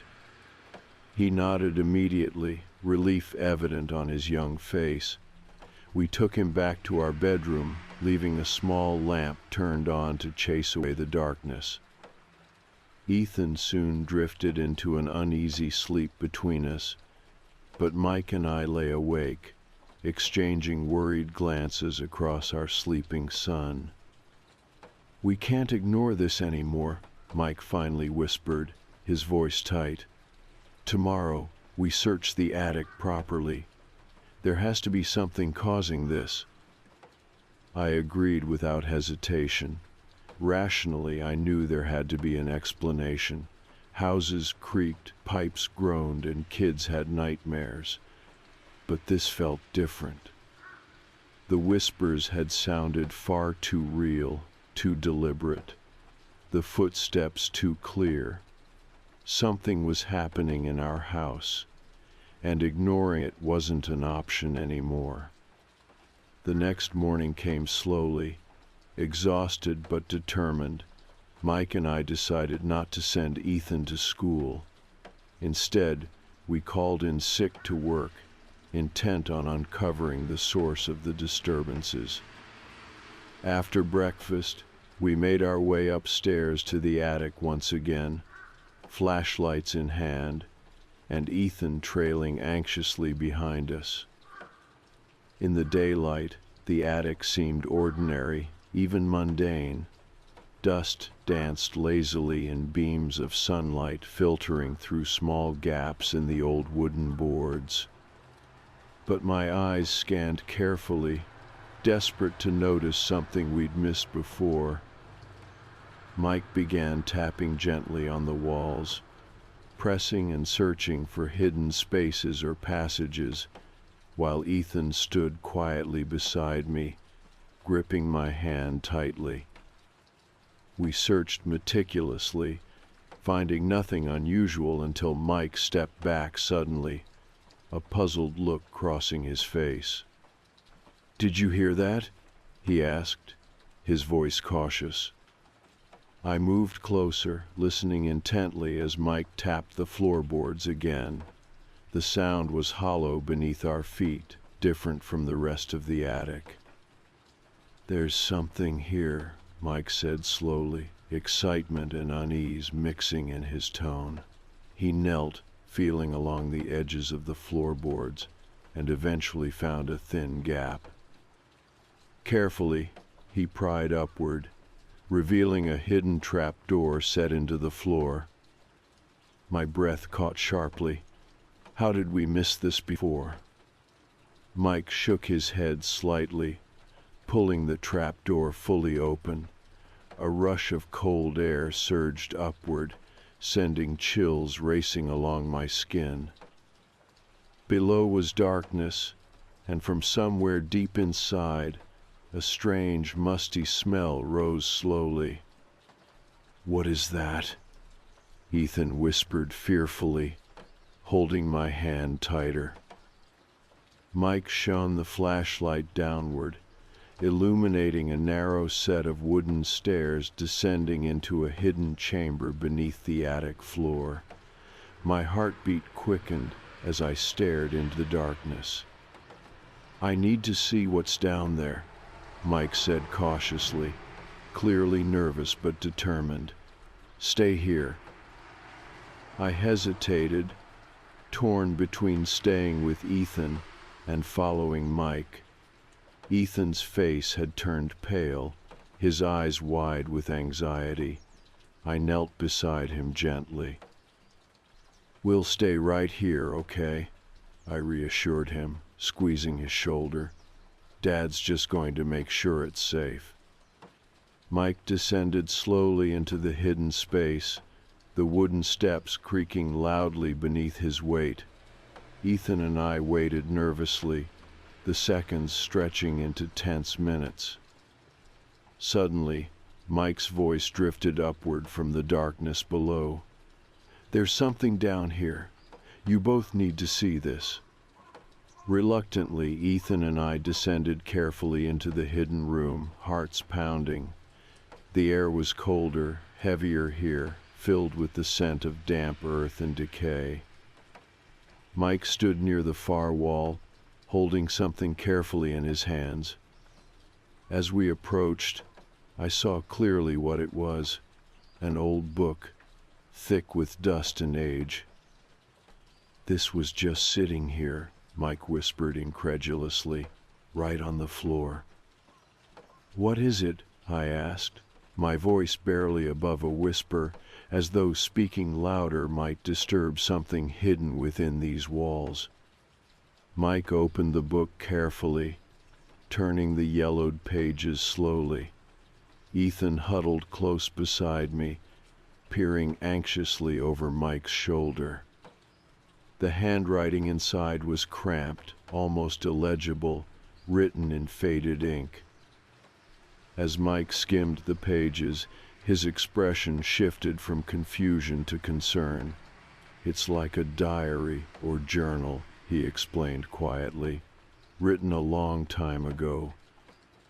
Whoever wrote it talks about the house, the land it was built on, something about rituals, ceremonies, people who lived here long before there were any houses." My chest tightened uncomfortably. What kind of rituals? Mike hesitated, flipping through more pages. "It mentions spirits trapped here, tormented souls who can't leave. Says they come out at night, whispering to whoever lives in the house, trying to communicate." A chill raced through me again. Ethan moved closer, pressing into my side nervously. "That's who I saw," he whispered softly. "The shadows in my room." Mike glanced at Ethan worriedly, then back down at the book. "It describes the rituals as something dark, meant to bind these spirits to the land. It says they're trapped in a cycle, unable to move on." "What can we do?" I asked quietly, desperation edging into my voice. Mike shook his head, clearly uncertain. "I don't know. There are pages missing, like someone tore parts out. But whatever happened here, it's not something simple. This isn't just an old ghost story." We climbed slowly out of the hidden room, closing the trapdoor carefully. The rest of the day passed quietly, but anxiety lingered heavily over us. Ethan slept in our bed again that night, all of us waiting nervously for the whispers or footsteps to return. But the night stayed silent, almost expectant, as though the house itself was holding its breath, waiting for something else to happen. As I lay awake, staring into the darkness, I couldn't help but wonder what we had truly awakened beneath our home. One thing felt terrifyingly clear. The shadows Ethan saw, the whispers and footsteps, they weren't figments of our imagination. They were real, and they had been here far longer than we had, trapped, restless, and desperate to be heard. After finding that hidden room and the old journal beneath the attic floor, nothing in our house felt the same anymore. Mike tried to downplay his anxiety, acting calm for Ethan's sake, but I could sense the quiet tension building inside him. As for me, I felt an unshakable chill that lingered constantly, even in daylight. It wasn't just fear, it was the certainty that something was here with us, hidden and watching. The journal Mike had found became an obsession. Each night, after Ethan was asleep, Mike and I sat quietly in the kitchen, poring over the brittle, yellowed pages under the dim glow of the overhead lights. We read slowly, carefully, trying to decipher the faded handwriting and cryptic descriptions of rituals and hauntings.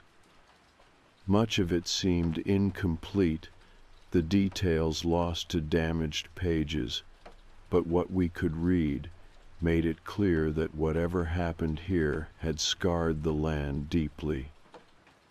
"The people who wrote this," Mike said softly one night, "believed they could trap spirits here to harness some kind of energy. It sounds crazy, but that's what they're describing. Energy for what? I asked nervously, sipping coffee that had gone cold an hour before. He shook his head slowly. It doesn't say, but they believed these rituals would bind souls here, prevent them from moving on, like an endless cycle of torment. It's awful. I shivered involuntarily. Could that really be what's happening? Are there actual spirits trapped in this house? Mike looked deeply troubled. I don't know, but Ethan sees them and we both heard the whispers. Maybe something stayed behind, trapped here because of what happened.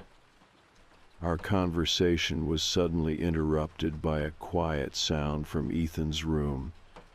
We both glanced toward the hallway nervously, waiting for another noise.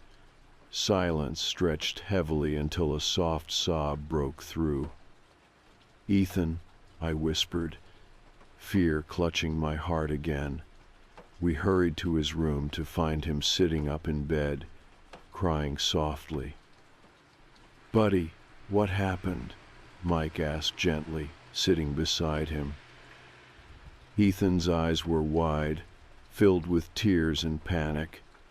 "They came back," he whispered shakily. "The shadows. They stood around my bed, whispering things to me." I felt sick with worry, stroking his hair gently. "What did they say, Ethan?" He hesitated, clearly frightened. "They said they're trapped here, that someone hurt them a long time ago, and they're angry. They said they want me to help them." Mike and I exchanged anxious glances, realizing Ethan was no longer just afraid he was involved. Something about him made these spirits feel safe enough to reach out. "Help them how?" Mike asked cautiously. Ethan looked down nervously, tears running down his cheeks. "I don't know. They didn't say. They just sounded so sad and angry, like they're hurting." I hugged Ethan tightly, reassuring him gently until he finally fell back asleep. Mike and I returned to our room, neither of us speaking at first. Finally, Mike sighed heavily. "This is getting serious," he murmured quietly. "We can't just pretend it's nothing. If Ethan is actually talking to these spirits, we need to find a way to stop it." "Maybe they're not trying to hurt him," I offered hesitantly. "Maybe they're desperate, trapped. What if Ethan can actually help?" Mike shook his head, deeply worried. "We can't let Ethan get involved. We have no idea what these things really want, what they're capable of." But as much as I understood Mike's fears, something inside me believed Ethan. I'd heard the sadness in his voice, the earnestness. If these were truly trapped spirits, then maybe they didn't mean harm, maybe they needed release. Days passed, each one feeling longer than the last. Ethan grew quieter, more withdrawn, as though carrying a secret burden he couldn't fully share. Mike and I debated endlessly about leaving the house, but the thought of abandoning everything felt overwhelming. Besides, what if the problem wasn't the house itself, but something deeper, something tied to Ethan?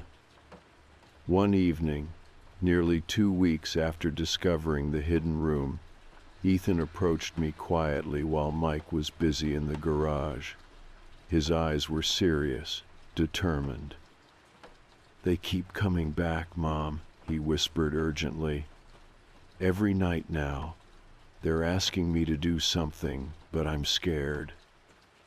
My chest tightened painfully. "What do they want, Ethan?" He hesitated, looking down nervously. "They want me to go down to that hidden room under the attic again. They say there's something important there, something they can't reach themselves. Fear surged through me instantly. Ethan, we can't go back there. It's not safe. Ethan's eyes pleaded desperately. But if we don't help, they'll never leave. They'll always be here. They said so. I knelt in front of him, holding his shoulders gently. How do you know they're telling the truth? He shook his head helplessly. I just do. They're scared too. They're hurting, Mom. They just want it to stop. Seeing Ethan's sincerity, I felt torn. Instinct screamed at me to keep him safe, away from whatever waited in that hidden room. But another part of that saw Ethan's anguish and believed these spirits truly needed help, felt differently. That night, after Mike fell asleep, I lay awake, thinking it through. Eventually, I made a decision. Early the next morning, while Mike was out briefly, Ethan and I climbed quietly back into the attic, moving quickly to the hidden trap door. My heart raced anxiously as we descended the steps carefully. The room below felt colder than ever, shadows heavy around us. Ethan moved without hesitation, crossing the floor and pausing at the far wall, where a loose panel stood slightly ajar, something we hadn't noticed before. He reached inside cautiously, pulling out a small wooden box covered in dust. Carefully, we opened it together, revealing old photographs, letters, and newspaper clippings. Each one documented tragedies linked to the house: missing children, mysterious deaths, disappearances stretching back generations. My stomach twisted painfully, dread rising sharply. The last newspaper article described a family whose young son had disappeared mysteriously in the home decades earlier. His bedroom was the same one Ethan now occupied. The family moved away afterward, haunted by grief. Ethan stared at the photo silently, recognition clear on his face. That's him, he whispered, pointing to the young boy smiling sadly from the faded photograph. He's one of them. He talked to me last night. A wave of sorrow filled me. These spirits weren't just shadows, they were once people, lost souls trapped in an endless cycle. I finally understood why Ethan had connected so deeply. They saw themselves in him. As we climbed out of the hidden room, box in hand, I knew one thing with certainty: we had stumbled into something far deeper and darker than we ever imagined. But perhaps by understanding these lost souls, we could finally help free them. One thing was clear: the whispers, the footsteps, and the shadows weren't meant to scare us. They were cries for help, echoes from the past begging to be heard. And as terrifying as it was, Ethan had become their messenger. When Mike returned home that morning, Ethan and I were sitting at the kitchen table, the small wooden box resting in front of us. Mike's eyes immediately noticed the tension in the room, his gaze drifting cautiously from the box to Ethan and then to me. "What's going on?" he asked quietly, suspicion clear in his voice. I took a deep breath, steadying myself before speaking. "We went back to the hidden room," I admitted softly, watching Mike's expression carefully. His face hardened slightly, worry shadowing his eyes. "We agreed not to go down there again," he said, frustration clear in his voice, "especially not without me." "I know," I replied gently, understanding his anger, but Ethan was certain there was something important there. and he was right. Mike hesitated, curiosity battling his frustration. He moved closer, peering cautiously into the open box on the table. Carefully, he lifted out the old photographs, the newspaper clippings, his expression darkening as he took in the tragic histories they contained. All these people, Mike murmured, clearly disturbed. These families, they all lived in this house. I nodded solemnly. Every one of them, and each experienced lost children disappearing, family members dying suddenly, all without explanation. Mike shook his head slowly, disbelief warring with concern. This doesn't make any sense. How could all this have been kept quiet? Ethan shifted anxiously beside me, his young face pale. They told me they're stuck here because of what happened to them. They can't leave, Dad. They need help. Mike looked at Ethan, his expression softening immediately. Buddy, I believe you. I do. But we don't know how to help them. This is something beyond us. Ethan looked down nervously, tears welling in his eyes. But we have to try. If we don't, they'll always be here, hurting. Please, Dad.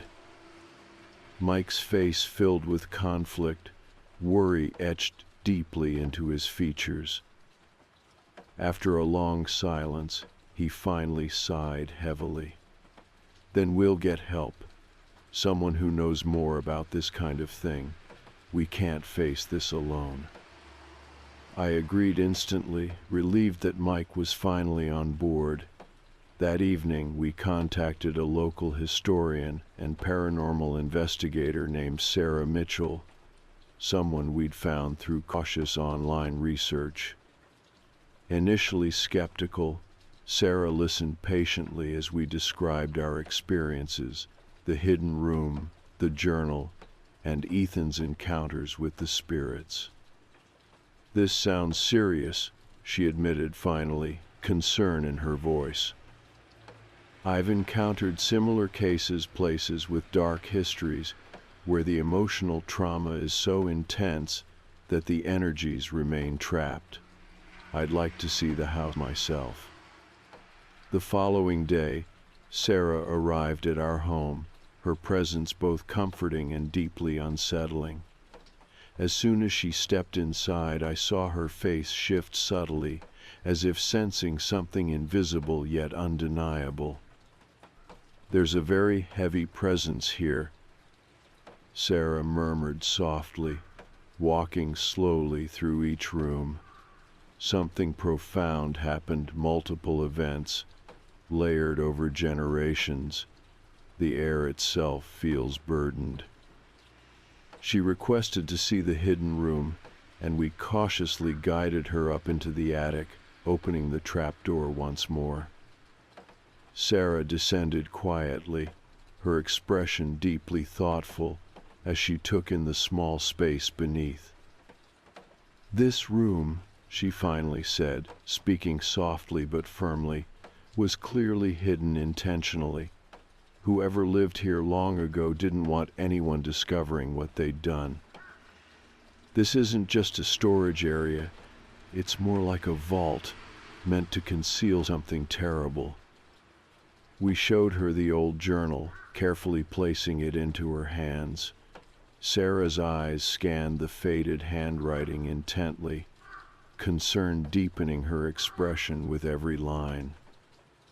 These rituals described here, they're incredibly dark, meant to trap spirits and bind them to a physical location, she explained quietly.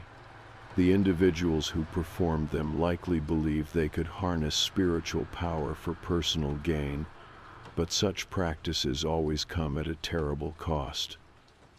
She turned gently toward Ethan, her gaze softening. They've reached out to you because your energy is open and pure. You're someone who could sense their presence clearly, someone they could communicate with. Ethan listened quietly, his eyes wide but determined. "They asked me for help," he said firmly. "I have to help them." Sarah nodded carefully. "Helping them means facing the truth about what happened here. It's possible they're still suffering because the story of what was done to them has never been fully revealed. Their voices, their stories have been silenced. If we can acknowledge what happened and find a way to let them be heard, it might release them." "What do we need to do?" Mike asked cautiously, clearly uncertain but willing to trust Sarah's expertise. Sarah hesitated, choosing her words carefully. "First, we have to confront the history directly.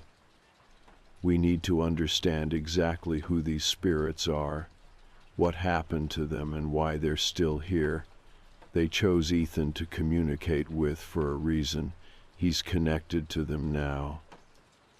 But it won't be easy. Revealing hidden truths can stir even more powerful responses from restless spirits." We spent the rest of the day carefully reviewing the old photographs and articles from the box, piecing together the fragmented histories.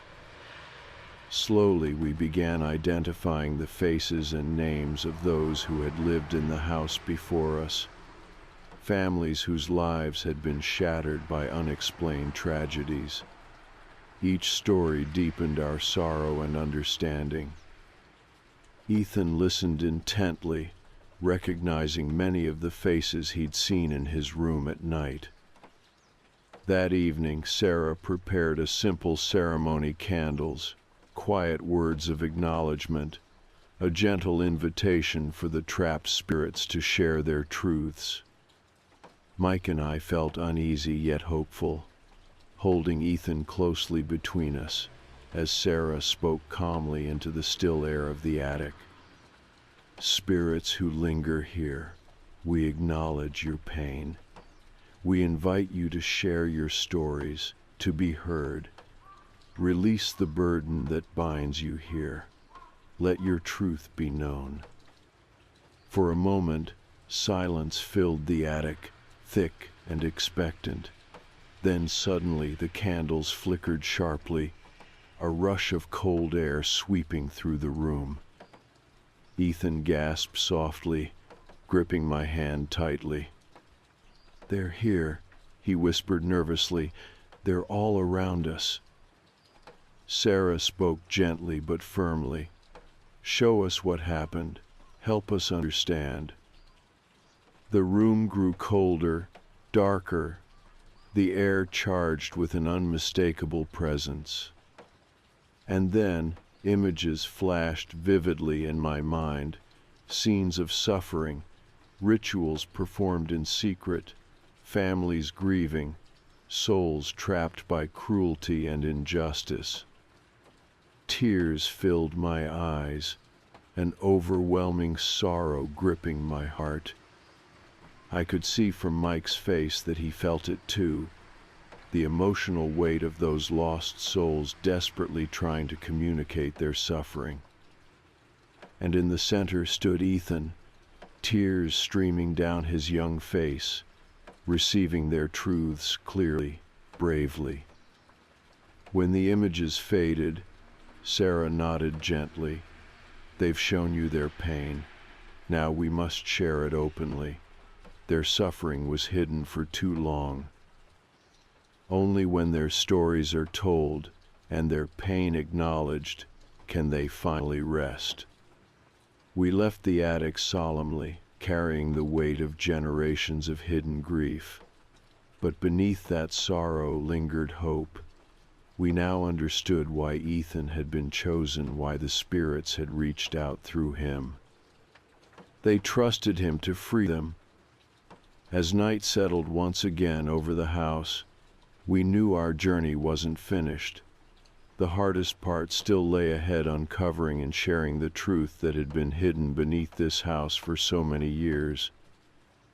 But for the first time, we saw a clear path forward. Ethan looked up at me quietly before going to bed, eyes serious but determined. "We can help them now, Mom. I know we can." I squeezed his hand gently, seeing a strength in him I hadn't realized before. "We will, Ethan, I promise." And as we closed the bedroom door behind us, I felt certain, more certain than I'd ever been, that the whispers and shadows had found the right messenger. Together, we would finally bring peace to the lost souls who had waited so long to be heard. In the days following Sarah's visit, the atmosphere in our home changed dramatically. The whispers in the night faded away, replaced instead by a heavy silence. It wasn't comforting, not exactly, but it felt as if the spirits had quieted, watching us carefully, hopeful yet uncertain.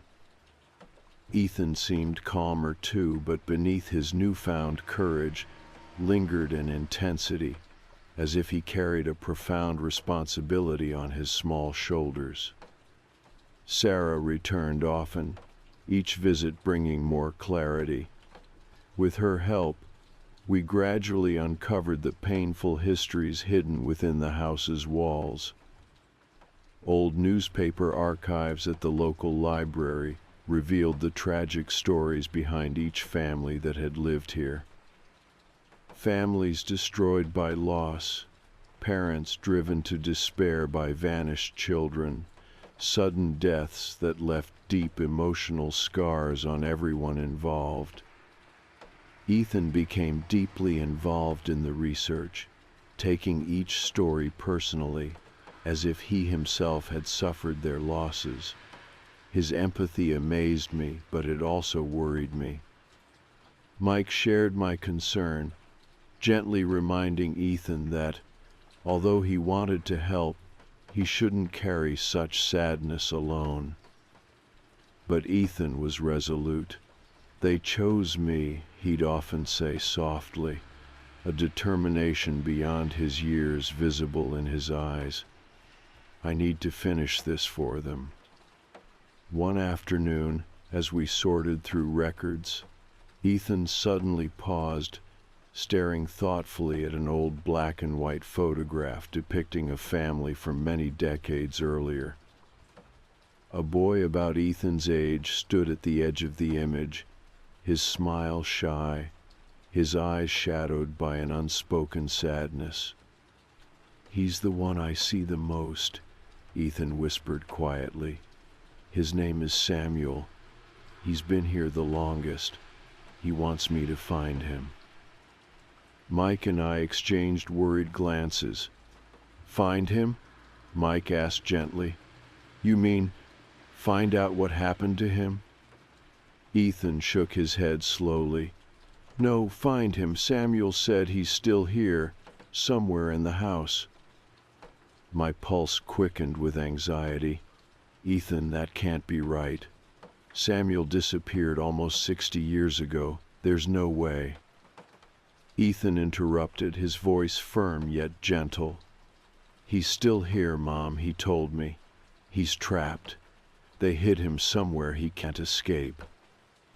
The chilling weight of his words silenced us. Sarah, sensing the seriousness, leaned forward carefully. "If Samuel is reaching out to Ethan this strongly, there must be truth to what he's saying. We should trust Ethan." That night we decided to search the house thoroughly, guided by Ethan's instincts.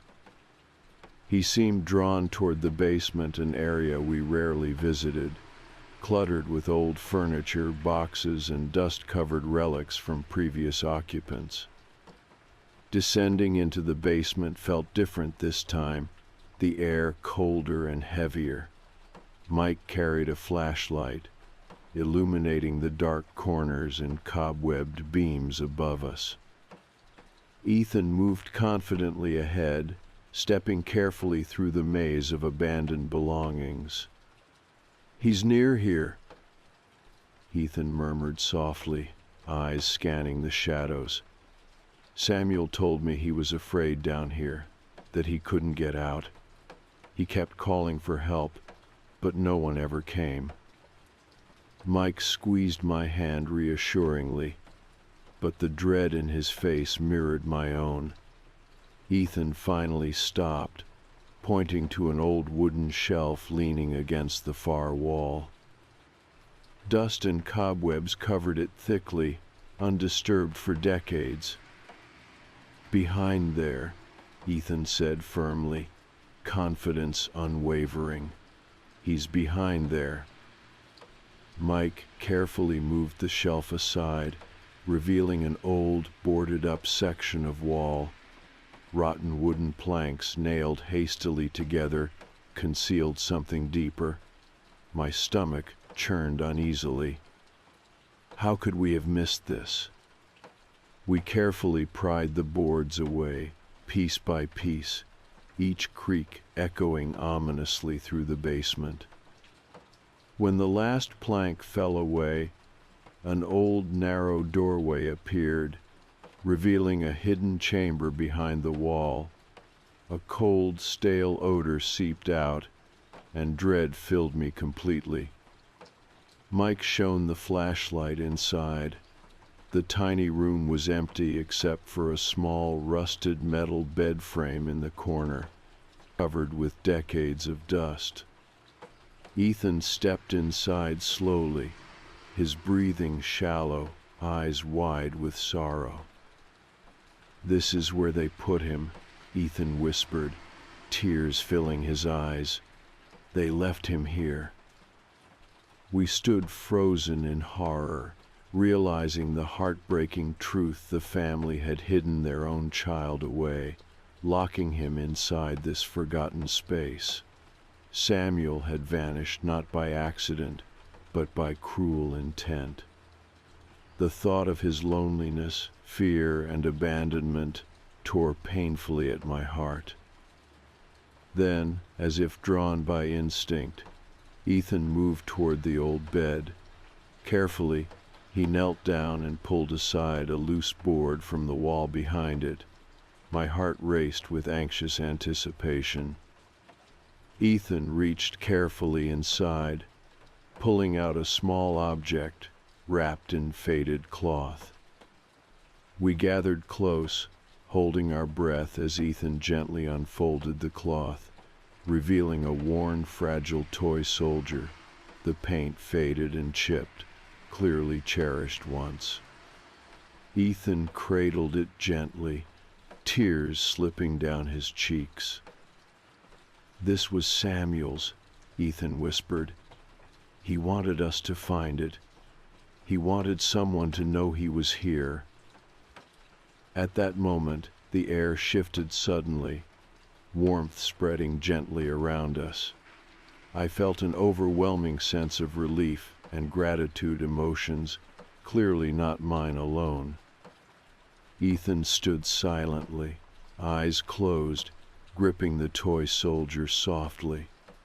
Finally, he opened his eyes, smiling faintly. "He says thank you," Ethan murmured softly. "He can leave now. He's finally free." As we left the hidden chamber and returned upstairs, a profound sense of peace settled over the house, lifting the oppressive heaviness that had lingered so long. Mike and I watched Ethan carefully, amazed and humbled by his strength, his empathy, and his courage. Over the next few days, we worked closely with Sarah, contacting local authorities and historians to reveal what had been discovered. Samuel's hidden chamber, the secret cruelty, and decades of unanswered questions finally had closure. The story became public, painful truths exposed, and old wounds began the slow process of healing. And just as Ethan promised, the spirits gradually faded away. No more whispers in the night, no more shadowy figures watching from corners. The house became a home again, bright and warm, no longer haunted by restless souls seeking understanding. One evening, weeks later, as Ethan played happily in the backyard, Mike and I watched him quietly, a deep sense of gratitude and wonder shared between us. "He's an extraordinary kid," Mike whispered softly.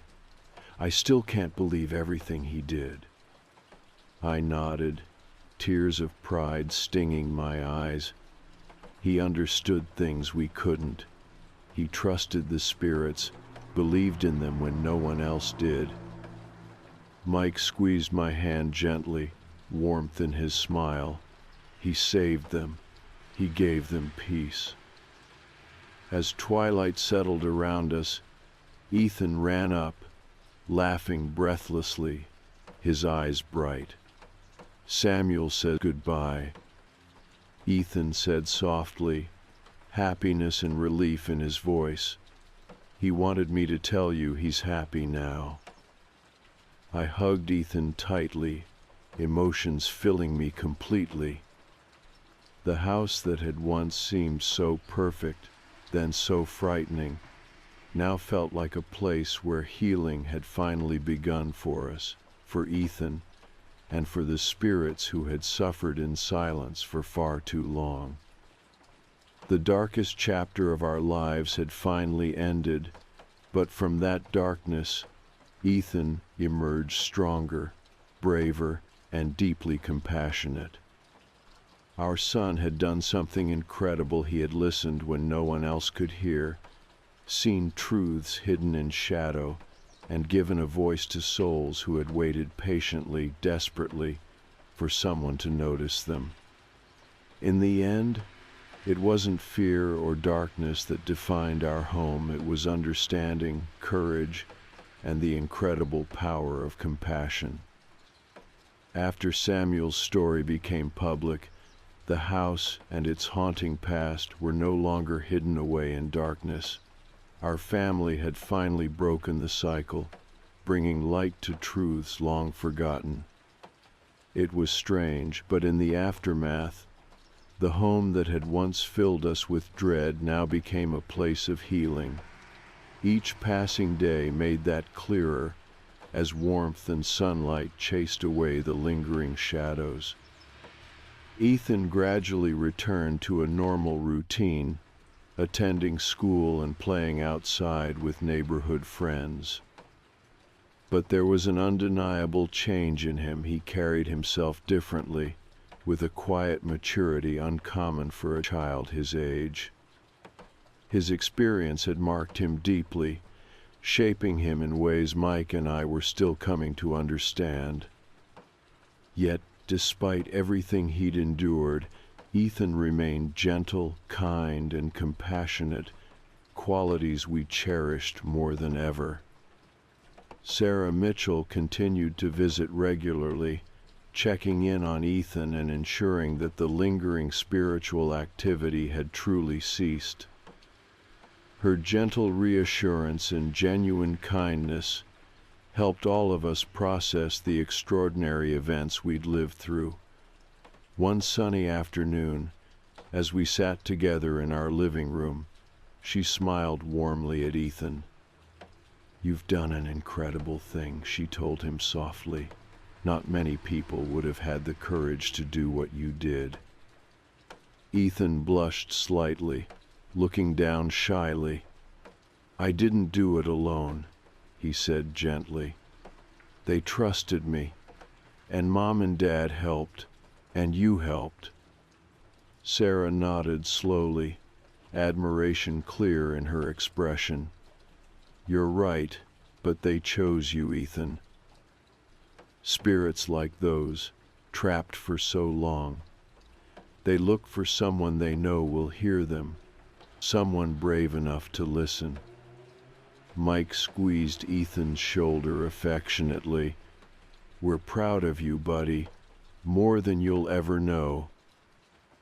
Over the following weeks, the community around us showed their support as the tragic history of our house became more widely known. Some neighbors admitted, They'd always felt uneasy about the property, sensing something dark, but unable to explain why. Now, with the truth revealed, there was a collective sense of relief and healing throughout the neighborhood. One evening, as we sat on our back porch watching the sunset, Mike took my hand, thoughtful and calm. Ethan played quietly nearby, building a small fort out of sticks and leaves. "I've been thinking," Mike began softly, "maybe it's time we considered moving." I glanced at him, surprised but not entirely shocked. I knew he'd struggled deeply with what we'd endured. "You think it's necessary?" I asked quietly. He shook his head gently. "Not necessary, but maybe healthy. For Ethan, especially. A fresh start somewhere new, away from all these memories." I considered his words carefully, understanding his perspective yet uncertain. "I don't know. Maybe Ethan wouldn't want to leave now. He fought so hard to heal this place." Mike nodded slowly, sighing softly. "Then maybe we ask him. Let him decide what feels right. After everything, I trust his judgment more than anyone's." We called Ethan over gently, asking him the question directly. He listened thoughtfully, his young face serious as he considered it carefully. After a long moment, he shook his head decisively. "I don't want to leave," he said firmly. "This is home now. It's where Samuel and the others found peace.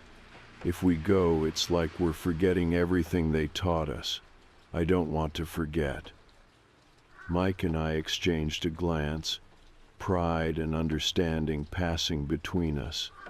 Ethan had grown wise beyond his years. His words resonated deeply, reminding us of the incredible strength he'd shown throughout this journey. So we stayed. Over time, life returned fully to normal work. School, friendships, and family gatherings filled our days. The whispers in the dark became distant memories, fading into the fabric of our family story.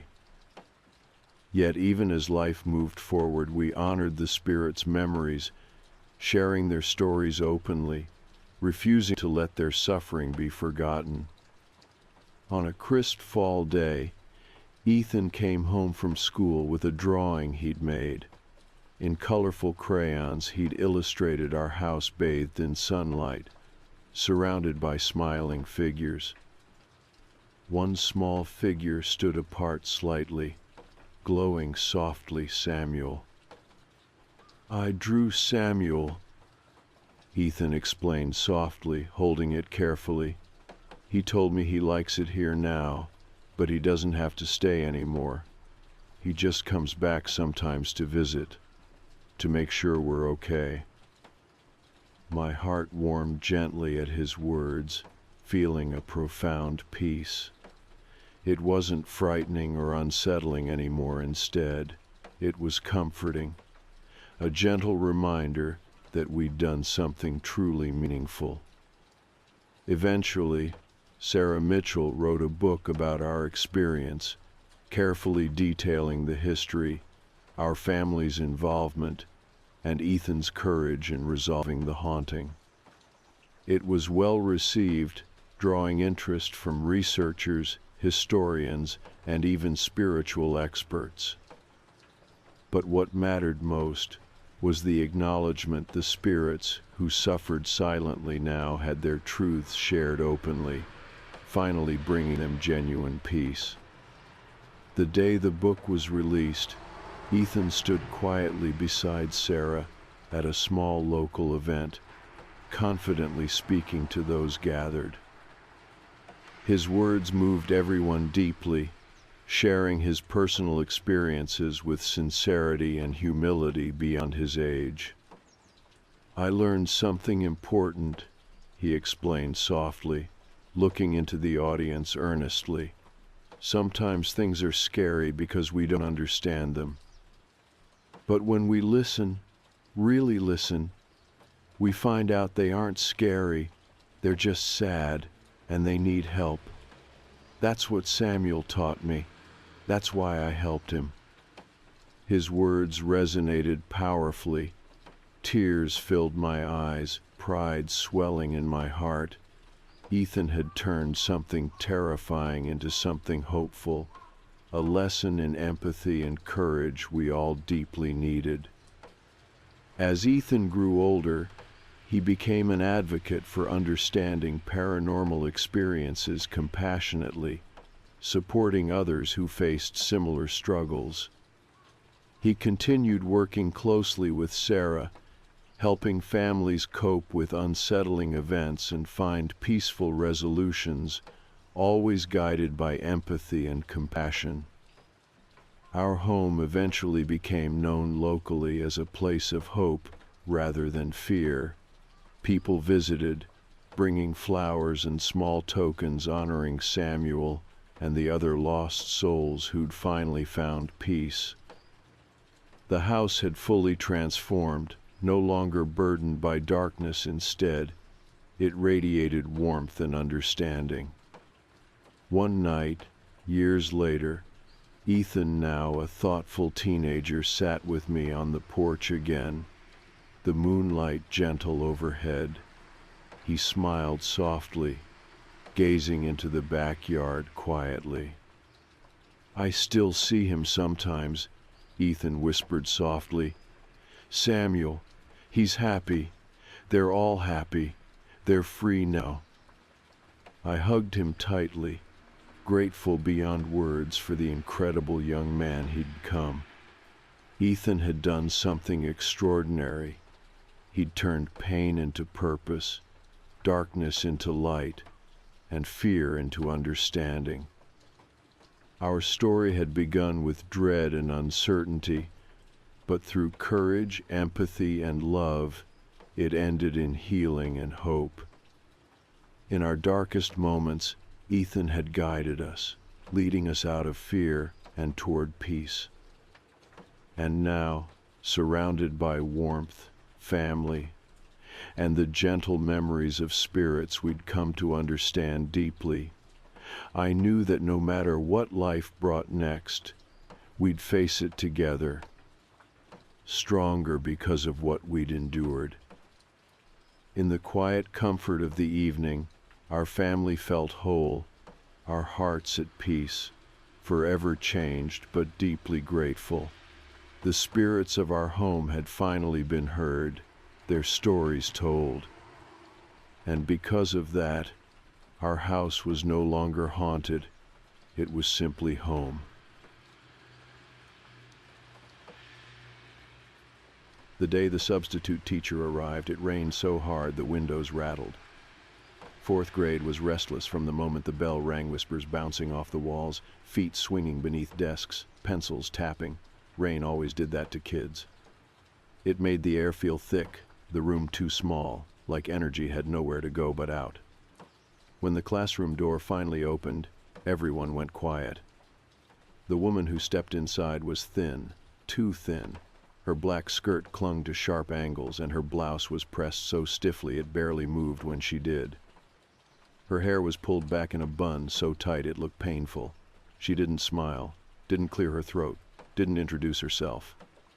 Just walked to the front of the room and started writing on the board. Her handwriting was too perfect. No hesitation, no uneven strokes, just smooth, mechanical letters forming two words. Miss Lyle. No good morning, class. No explanation of where Mrs. Collins had gone. Nothing. The silence stretched. A few students glanced at each other, uncertain. Kids could always sense when something wasn't right, even if they couldn't put it into words. I sat at the second-to-last desk in the row by the window, my backpack still hanging open, forgotten. I didn't know what I had expected, but it wasn't her. I had been in this school since kindergarten, and in all those years, substitute teachers had fit into two categories: overly enthusiastic, trying too hard to win us over; checked out, barely doing the job; Miss Lyle was neither. She was empty. I had been staring, and when she turned around, my breath hitched, because she was staring directly at me. Her eyes were the wrong color. Not brown, not blue, not green, just gray flat and dull, like old film. The kind of gray that made you think of broken things. I swallowed and looked down at my desk. When I glanced back up, she had already turned away, moving with precise, measured steps toward the teacher's desk. Her shoes didn't make a sound. She picked up the attendance sheet but didn't call names. She just stood there looking at it, her lips slightly parted like she was reading silently to herself. The whole class sat stiffly in their seats, waiting. Minutes passed. Nothing. The rain hammered harder against the glass. Then, finally, she spoke. Her voice was wrong. It wasn't raspy or too deep or high-pitched. It was just off, flat, hollow, like the words weren't coming from her but from somewhere behind her. Take out your math books. No, please. No, let's begin. Just a command. Chairs scraped against the floor as we obeyed. I turned to the right page, but my hands felt cold, my stomach twisted in knots. She walked between the desks as we worked, passing so quietly I wouldn't have noticed her if I hadn't been watching. She didn't speak, didn't glance at the clock. Just moved. Up and down the aisles. And then I saw it. She never blinked. Not once. Not as she hovered over students, watching them write. Not as she circled the room, pausing behind chairs for a few long silent moments before moving on. The more I noticed, the harder it was to focus. I kept sneaking glances at her out of the corner of my eye. The way her movements were too precise. The way her hands never seemed to fully unclench. And the way she never touched anything. Not the desk, not the board, not the papers. Her hands hovered just above them, like she wasn't quite there. At lunch, the tension in the classroom finally broke. The moment the bell rang, kids bolted from their seats, a few whispering to each other as they disappeared into the hall. I stayed back. She didn't leave with the rest of us. Didn't say we were dismissed. She just stood at the teacher's desk, facing forward, staring. The hair on the back of my neck prickled. I was the last one out. And just before I stepped into the hallway, I made the mistake of looking back. She was still watching me. Her gray eyes locked onto mine, unmoving. I turned and ran. At lunch, the cafeteria buzzed with low chatter, but something was off. Other kids had noticed. "She's weird," Mia whispered, glancing around as if Miss Lyle might be lurking nearby. "Did she even eat anything?" I frowned. "What do you mean?" "I stayed behind to grab my raincoat," she said. "She just sat there. No food, no drink, just sitting." Lucas leaned forward. "She didn't even use a computer. When Mrs. Collins is out, the subs always use the login on the teacher's desktop. But I walked past the room and nothing. The screen was black." We fell silent. "She doesn't blink," I muttered. Mia shuddered. "I thought it was just me." Lucas hesitated, then quietly, "I don't think she has a shadow." My skin went cold. I stared at him, waiting for him to say, "Just kidding," to smirk, to turn it into some weird joke. He didn't. I felt suddenly lightheaded, like my stomach had dropped without warning. Because he wasn't lying. I had noticed it tunely, I hadn't let myself believe it. The way she moved through the classroom, past the windows, past the light, past the places where shadows should have stretched. And yet, nothing followed her. I swallowed hard. We should tell someone. Lucas shook his head. "Who? The principal? What are we supposed to say? Hey, we think the sub isn't human." Mia stabbed her fork into her food. "Maybe she's just sick," she said, but she didn't sound convinced. I glanced across the cafeteria. At the far end, near the staff tables, a few teachers were talking and laughing over their lunches. They looked normal, real. I couldn't explain it, but I knew whatever Miss Lyle was, she wasn't one of them. A quiet, horrible thought crept into my mind, one that made my skin feel too tight, my throat dry. If she wasn't real, if she wasn't supposed to be here, then where was Mrs. Collins? The bell rang before anyone could say anything else. We stood, gathering our trays, and I hesitated. Something told me I shouldn't go back to class. That I should pretend to be sick, go to the nurse's office, anything but walk back into that room. But I didn't, because deep down I already knew. I already knew that something was waiting for us, and we were about to find out what.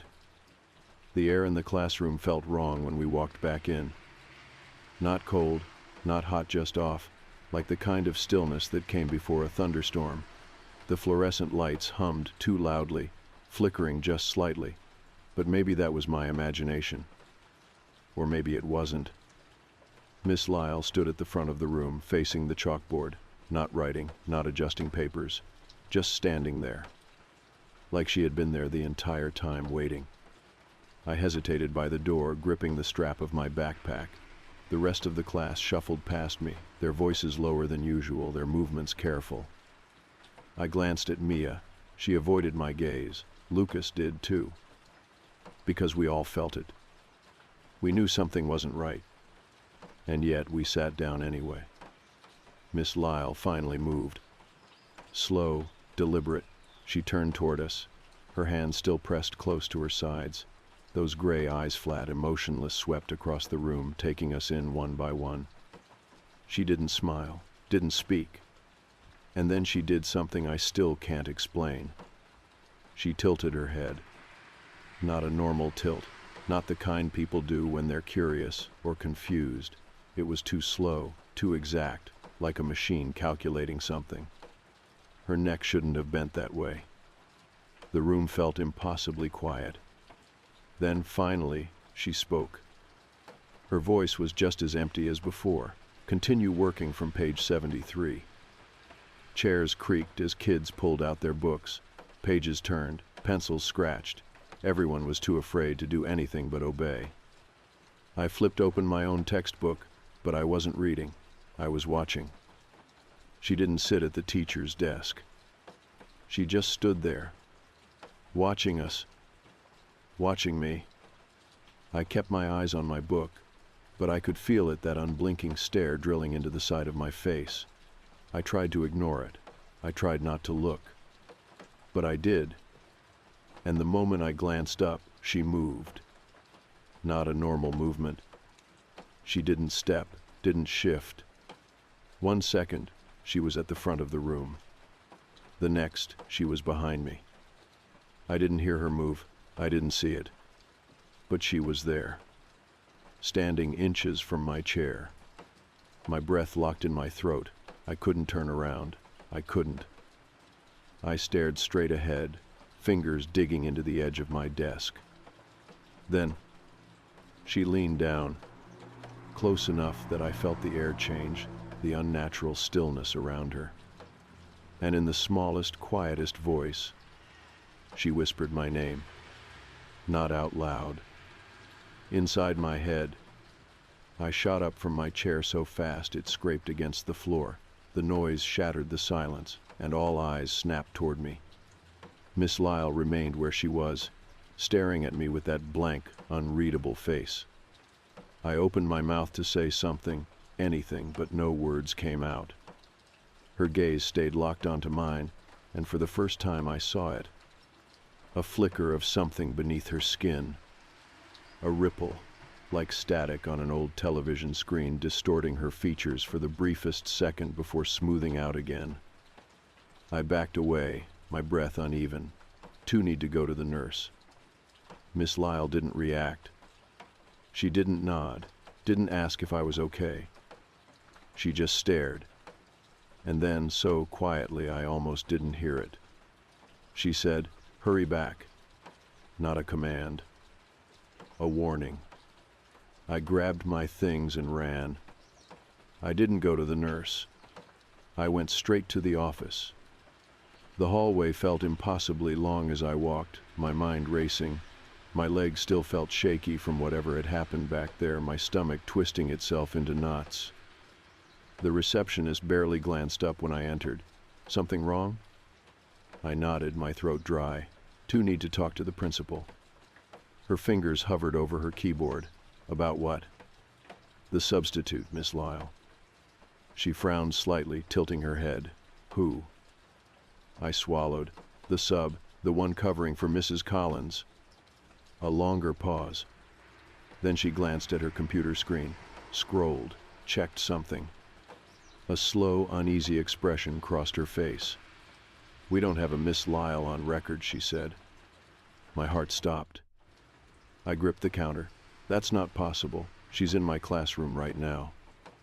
The receptionist's face paled. "Mrs. Collins never called out today." The words didn't make sense at first. I stood there, frozen, trying to make it make sense. I turned back toward the hallway. The door to my classroom was barely visible at the end of it. Everything inside me screamed to run. Instead, I whispered, "Then who is in my classroom?" The principal called security. I sat in the front office, hands gripping the chair beneath me, my mind spiraling. The hallways were too quiet.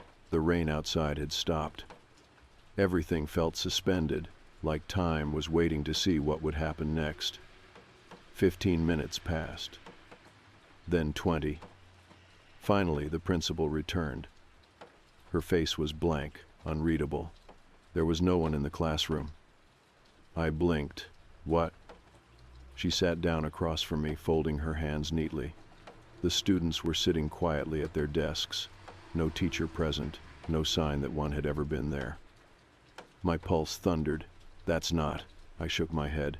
"That's not possible. She was there. She was just there." A pause. Then, "Are you feeling all right?" I stared at her. Something wasn't right. The way she was looking at me, the way her fingers tapped against the desk too rhythmically. A horrible thought slithered into my mind. I turned toward the receptionist. She was watching me now. So was the janitor by the supply closet, the office aide by the window. Their eyes too still, too expectant. The air in the room shifted. And suddenly, I knew. I wasn't supposed to ask questions. I wasn't supposed to notice. I wasn't supposed to see. Miss Lyle was gone. But something else was still here. Watching.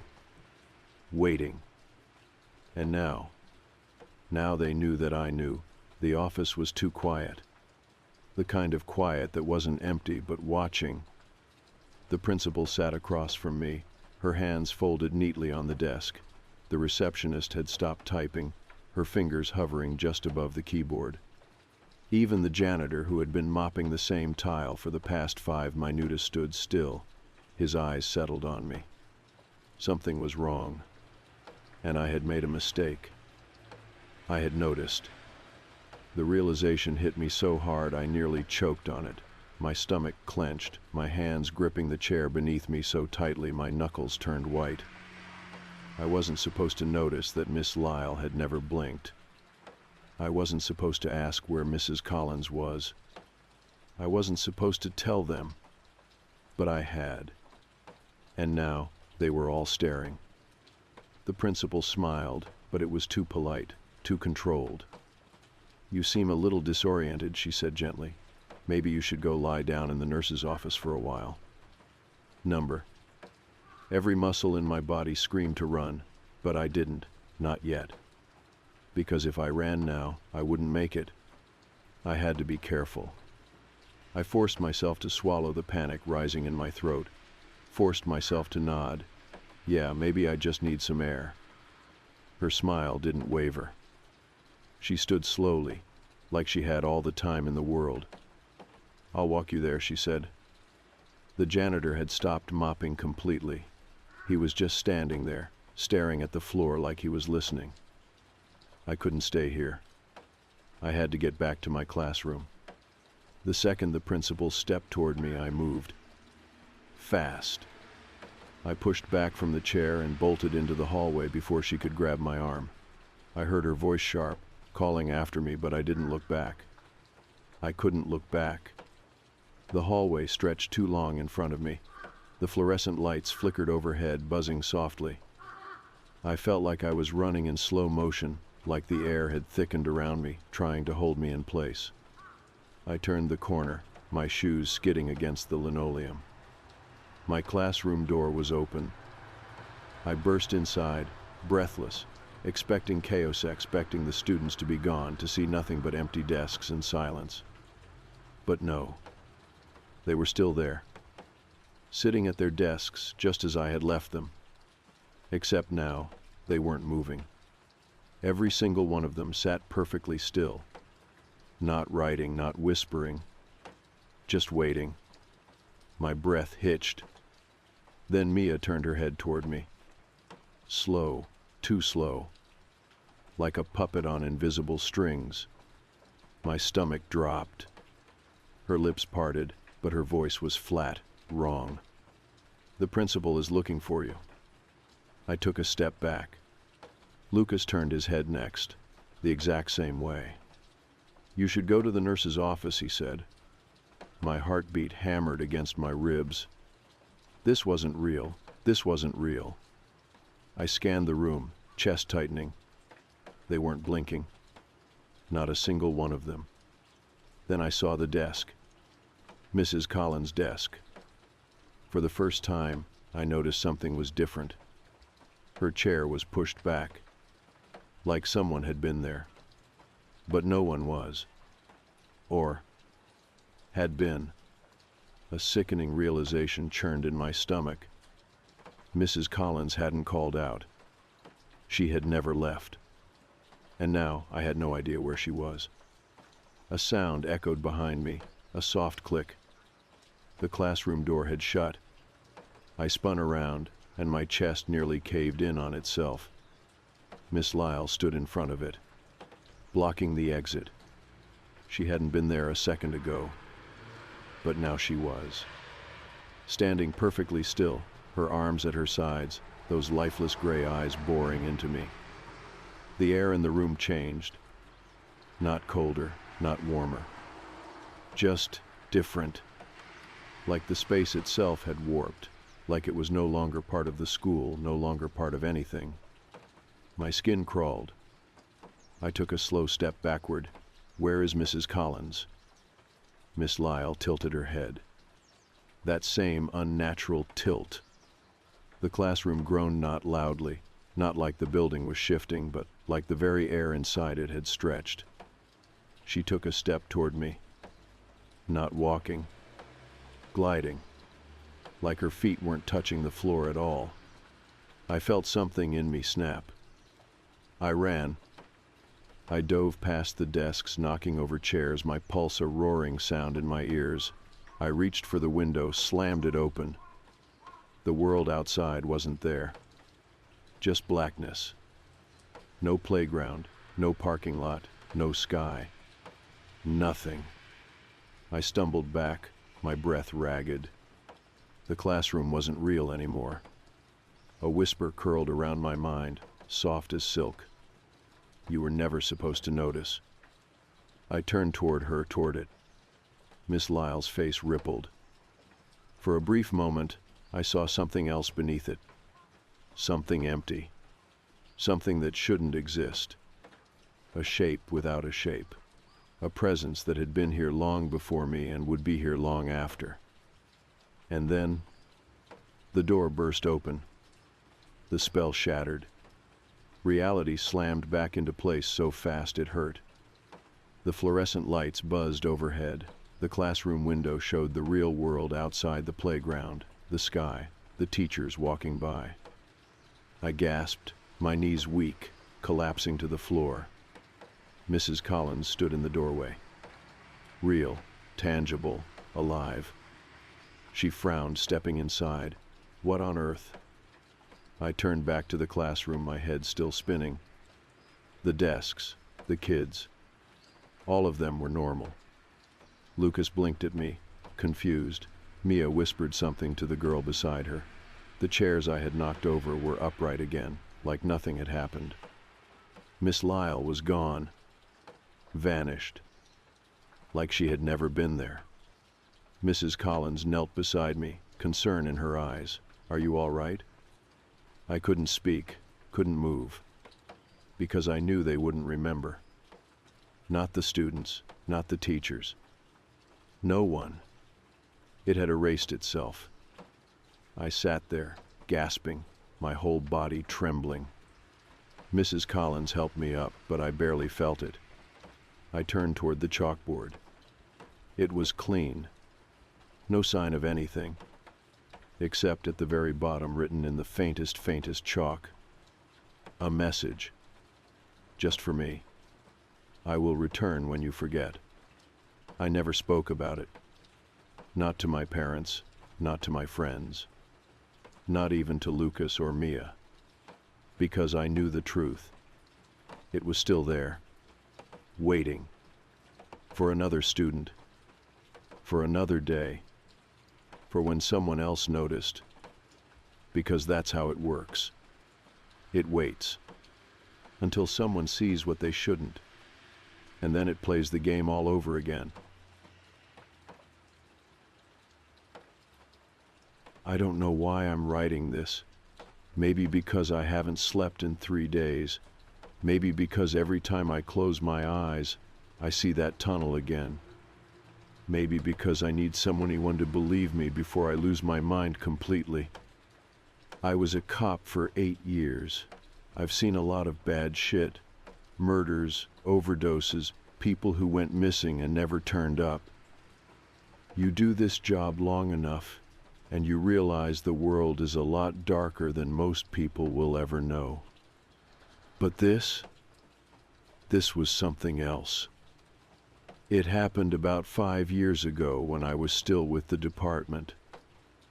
I worked in a city that doesn't matter, in a district known for its drug problems, gang violence, and too many missing people reports to ever keep up with. My unit had been running an undercover operation for weeks, tracking a group that was smuggling drugs through the old storm drain system under the city. These tunnels were miles long, running beneath neighborhoods, abandoned lots, even parts of the downtown area. Half the time we weren't even sure how deep they went. The city had been trying to seal them off for years, but junkies, squatters, and criminals always found their way back in. It was the perfect place to run drugs, no cameras, no witnesses, and more than enough places to disappear. We had intel that a deal was going down in one of the tunnels that night. Small-time dealers were supposed to meet with a supplier. It was supposed to be routine surveillancer guy, Officer Greg Thompson, would go in wired, record the transaction, and we'd move in before shit got out of hand. That's how it was supposed to go. That's not what happened. The night of the sting, we set up about 2 blocks from the tunnel entrance. Unmarked cars, plain clothes, radios buzzing with quiet chatter. Thompson had gone in 20 minutes earlier, his mic feeding us nothing but static and the occasional drip of water. Then, at 11:47 p.m., his voice came through. "I think there's someone else down here with us." The entire unit went silent. I leaned forward, pressing the earpiece tighter. "What do you mean? You see someone?" His breathing was heavy, uneven. "Number, I mean. Yeah. I don't know. I swear I just saw someone move past me, but it wasn't." A burst of static, then nothing. "Thompson, repeat that," our sergeant barked. More static, then, "There's something wrong with the walls." I'll never forget the way he whispered it, not like he was reporting something, like he was afraid to say it too loud. A few of us exchanged looks. I was sitting in the back seat of one of the unmarked cars, hands gripping my radio so tightly my knuckles went white. "Thompson, say again," I said, trying to keep my voice steady. For a second, there was nothing. Then, I think I took a wrong turn. That didn't make sense. We had mapped out the tunnel in advance. He had a clear path, no side tunnels, no way to get lost.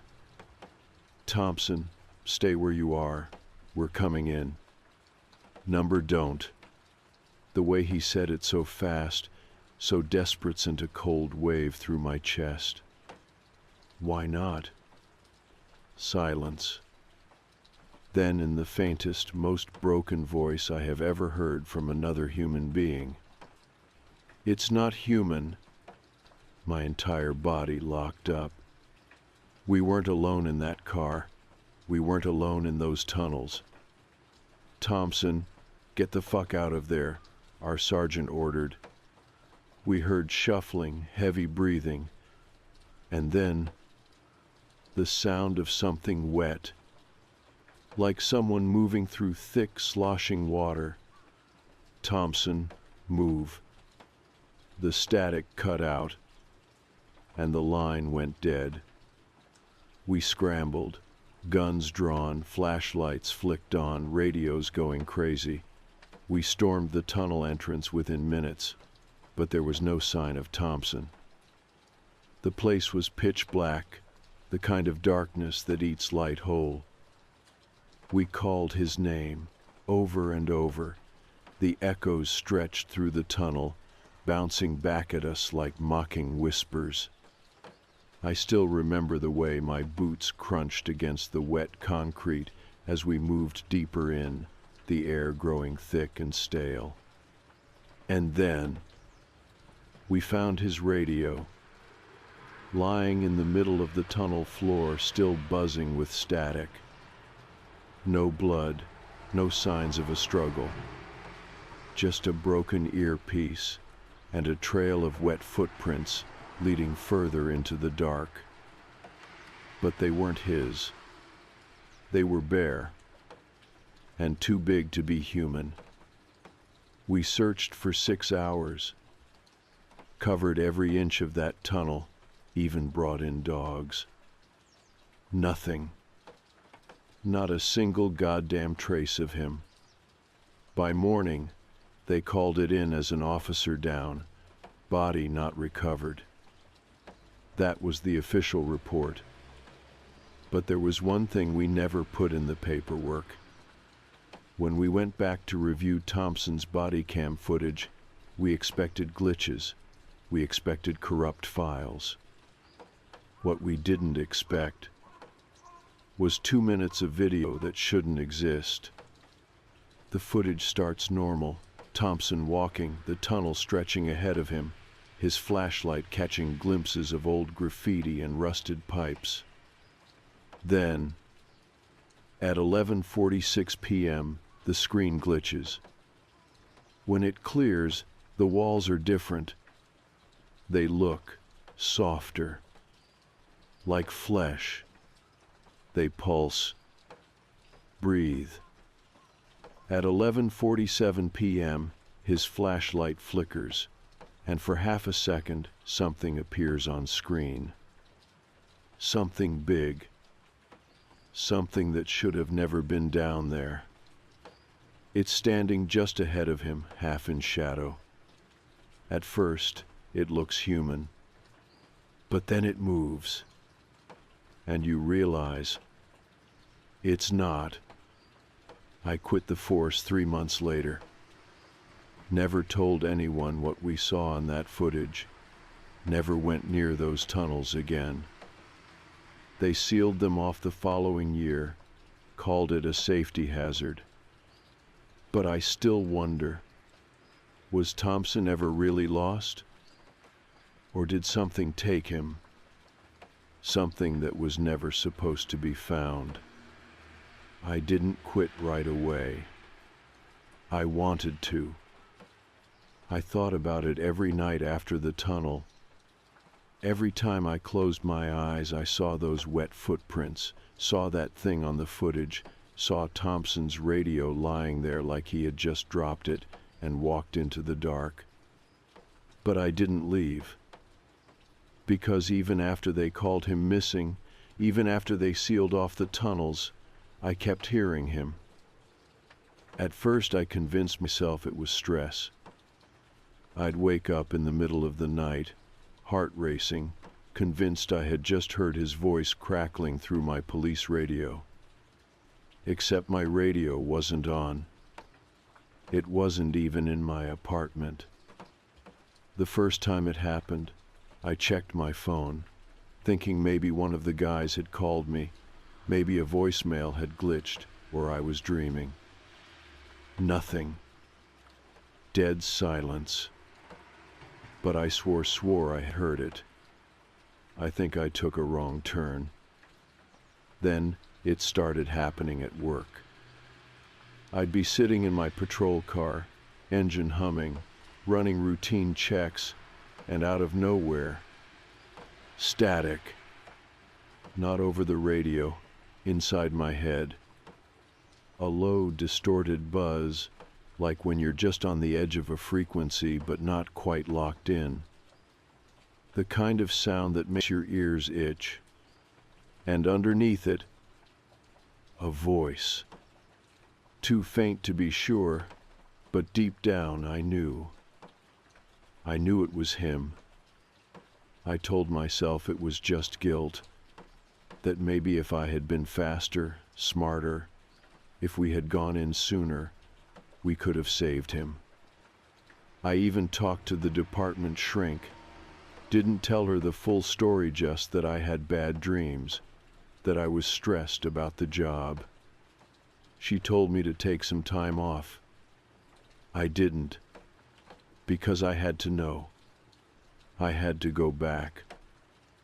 The tunnels were officially sealed within a week of Thompson's disappearance. City ordinance, public safety hazard, some nonsense about unstable infrastructure and flood risks. They didn't mention him, didn't mention the missing people over the years, or the drug runners who went in and never came out. It was easier to bury it. So they welded thick steel gates over every known entrance. Problem was, there were a lot of unknown ones. I found my way in through a homeless camp on the east side of town. I knew a guy, his name was Eddie. Used to be a construction worker before addiction took everything from him. Lived under the overpass with a group of guys who knew the city better than the cops ever did. When I asked him about the tunnels, he went pale. "You don't want to go down there, man," he muttered, shifting in his sleeping bag. "I just need to know if there's a way in," I said. Eddie licked his lips. They sealed them up. "I know." He hesitated. Then he pointed toward an old warehouse at the edge of the camp. "The basement," he whispered. "There's a hatch. Used to be part of the old sewer lines. Some of the guys go down there when it's cold." I nodded, passed him a wad of cash, and didn't ask anything else. The warehouse was condemned, one of those places where the walls are so rotten they feel damp, where everything smells like mold and rusted metal. It wasn't hard to find the basement. Just had to move some plywood and broken pallets out of the way. The hatch was exactly where Eddie said it would be. A rusted metal door with a heavy iron handle, the kind you'd see in old bunkers or fallout shelters. I hesitated, fingers hovering over the latch. Everything in me screamed, "Don't do it." But I had already come this far, and I wasn't leaving without answers. The tunnels were colder than I remembered, colder than they should have been. I was expecting rats, garbage, the smell of old sewage. But it was clean. Too clean. No graffiti, no trash, no sign that anyone had been down there in years. I checked my phone. No signal. Took out my flashlight and started walking. The sound of my footsteps echoed back at me, loud in the empty space. Every so often I'd stop just to listen. Nothing. Only dripping water in the distance. I walked for maybe 15 minutes, following the main tunnel. My boots left prints in the dust. Then I noticed something ahead. Another set of footprints. Bare. The same ones we had seen the night Thompson disappeared. I should have turned around. I should have left right then and there. But I didn't. I followed them, step by step, until I saw the hole. It wasn't there before. At least not when we searched. A jagged opening in the side of the tunnel, like something had torn through the concrete from the inside out. The edges were rough, broken, chunks of stone scattered around it, like a gaping wound in the earth. I stepped closer, shining my flashlight into the blackness. And then, something moved. Not a rat, not a person. Something big, something that shouldn't have fit in that space. I felt it before I saw it. The air changed. The pressure in the tunnel shifted, like all the oxygen had been sucked out. I took a step back, then another, then a whisper. I took a wrong turn. My stomach flipped. I knew that voice. It was Thompson, but it didn't sound right. Didn't sound human. My flashlight flickered. The thing in the hole moved again, and this time I saw its eyes. They weren't his. I ran. Didn't think, didn't breathe. Just ran. I didn't stop until I was out of the tunnel, out of the warehouse, back into the cold city air. I collapsed on the pavement, gasping. Thompson was gone. That thing wasn't him. And whatever it was, it had been waiting. I never went back. Never told anyone. Because I know what I saw. And I know whatever took him is still down there. Waiting for someone else to take a wrong turn, I spent the next few days in a fog. I didn't go back to work. I barely left my apartment. I kept the curtains drawn, the doors locked, the lights on. But none of it mattered, because I knew it wasn't over. Something had followed me back. At first, it was just little things. I'd wake up in the middle of the night, convinced I had heard something whisper, a footstep, the distant crackle of radio static.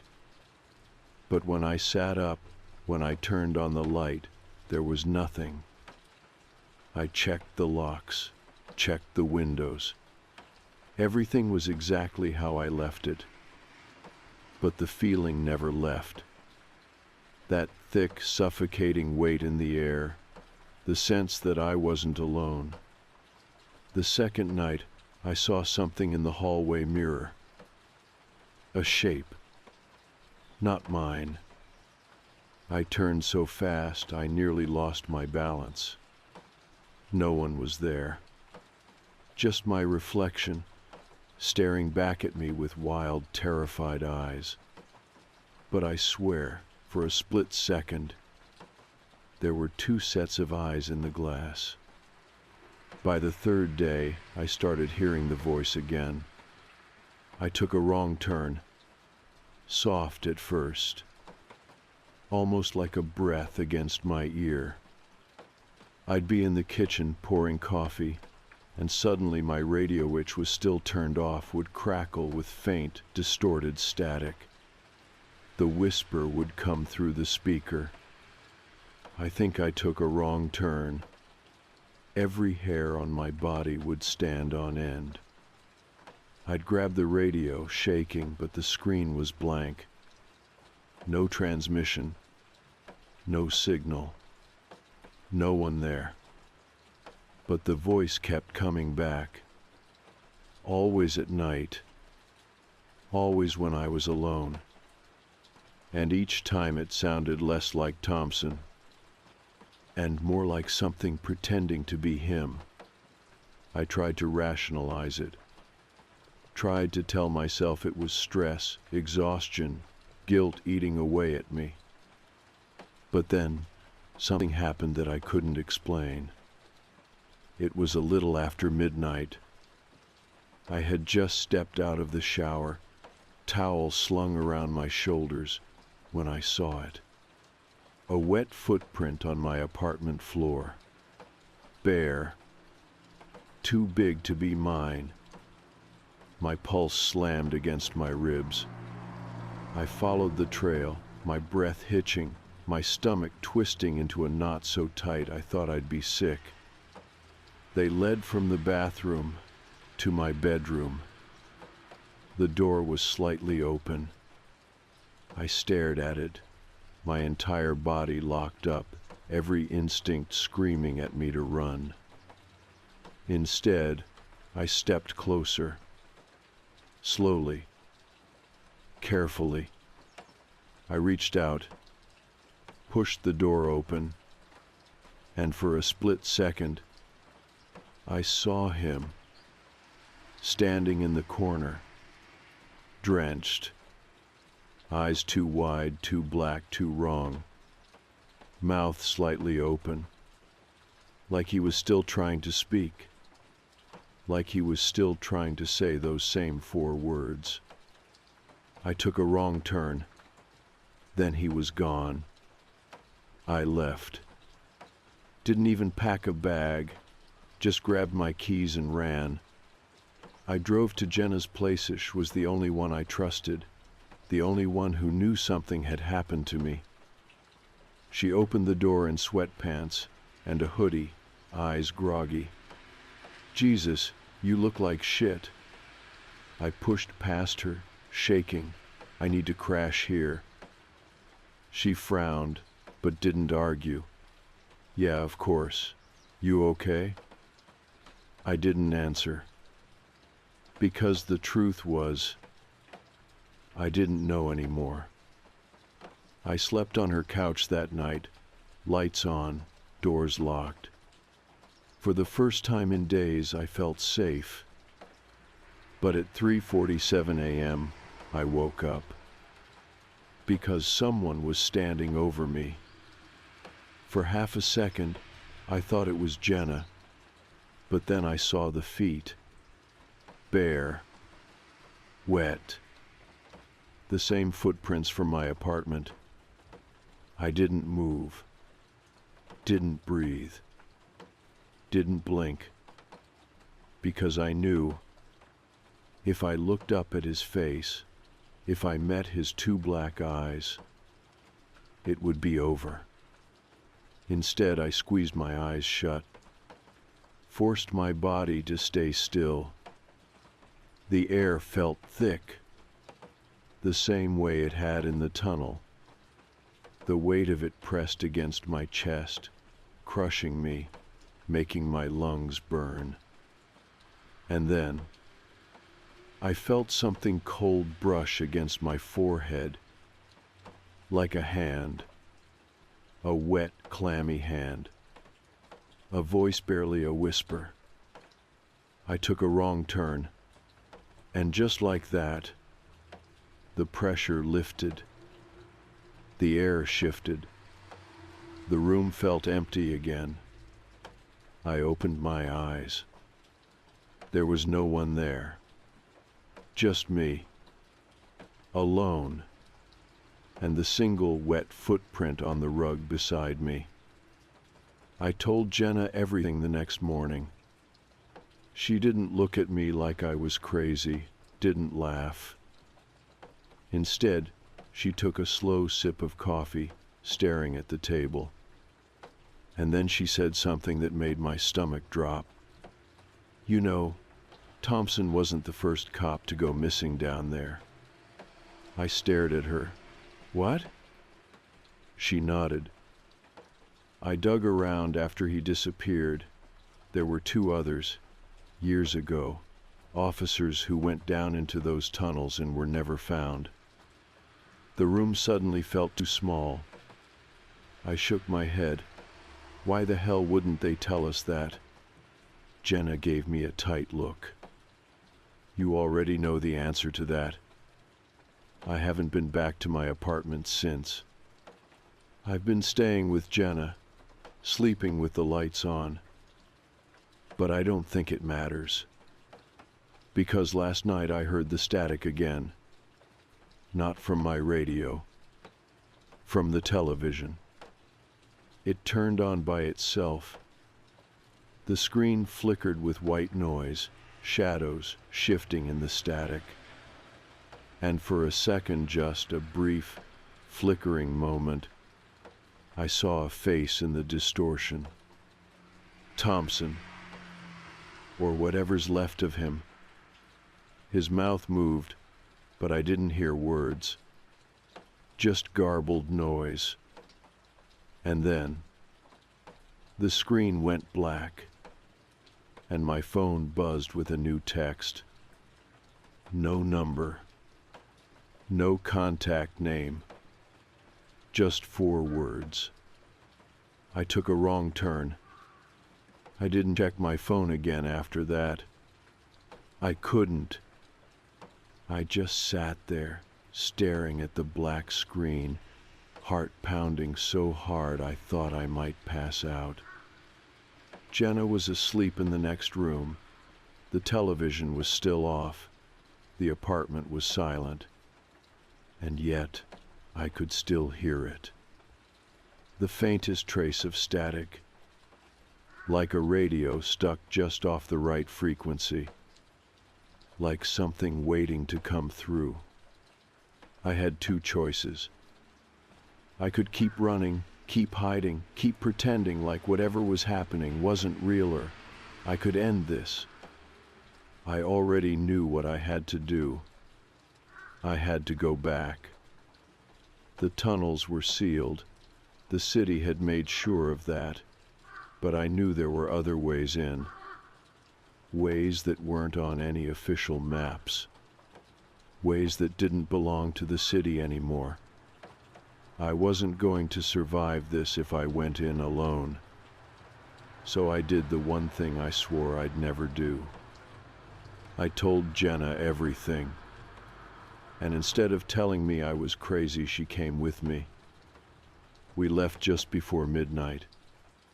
Jenna drove. I stared out the window, the streetlights casting long shadows across the empty roads. Neither of us spoke, because there was nothing left to say. We reached the warehouse just after 1 in the morning. The same warehouse where I had first found the hatch. The same warehouse that had led me back into those goddamn tunnels. Jenna parked a block away, cutting the engine. You sure about this? She asked. I wasn't. But I nodded anyway. Because there was no other option. If I didn't do this now, I'd never stop hearing him. I'd never stop seeing those wet footprints in places they shouldn't be. I'd never be free. The hatch was still there. Rusty, cold beneath my fingers. I hesitated before pulling it open. The air that rushed out was wrong. Wet, thick, heavy, like the inside of a lung. Jenna swallowed hard beside me. Jesus, it smells like. Don't say it, because I already knew. We climbed down one at a time, Jenna keeping her flashlight trained on the walls. They looked normal. For now. We followed the same path I had taken last time. The same silent tunnels, the same damp air pressing against my skin. Only now, I wasn't alone. Jenna was just a step behind me, breathing steady, knuckles white around the flashlight. We walked for 10 minutes, then 20. Nothing. And then, we heard it. The sound of static. It started soft, a whisper, a flickering in the air, like something unseen was shifting just out of reach. Jenna stopped walking. "You hear that?" I nodded. Because I'd been hearing it for weeks. The hole was still there, still gaping in the side of the tunnel, a jagged tear in the concrete. But this time it was bigger. Something had been through here. Something had left. I stepped closer, shining my flashlight into the darkness.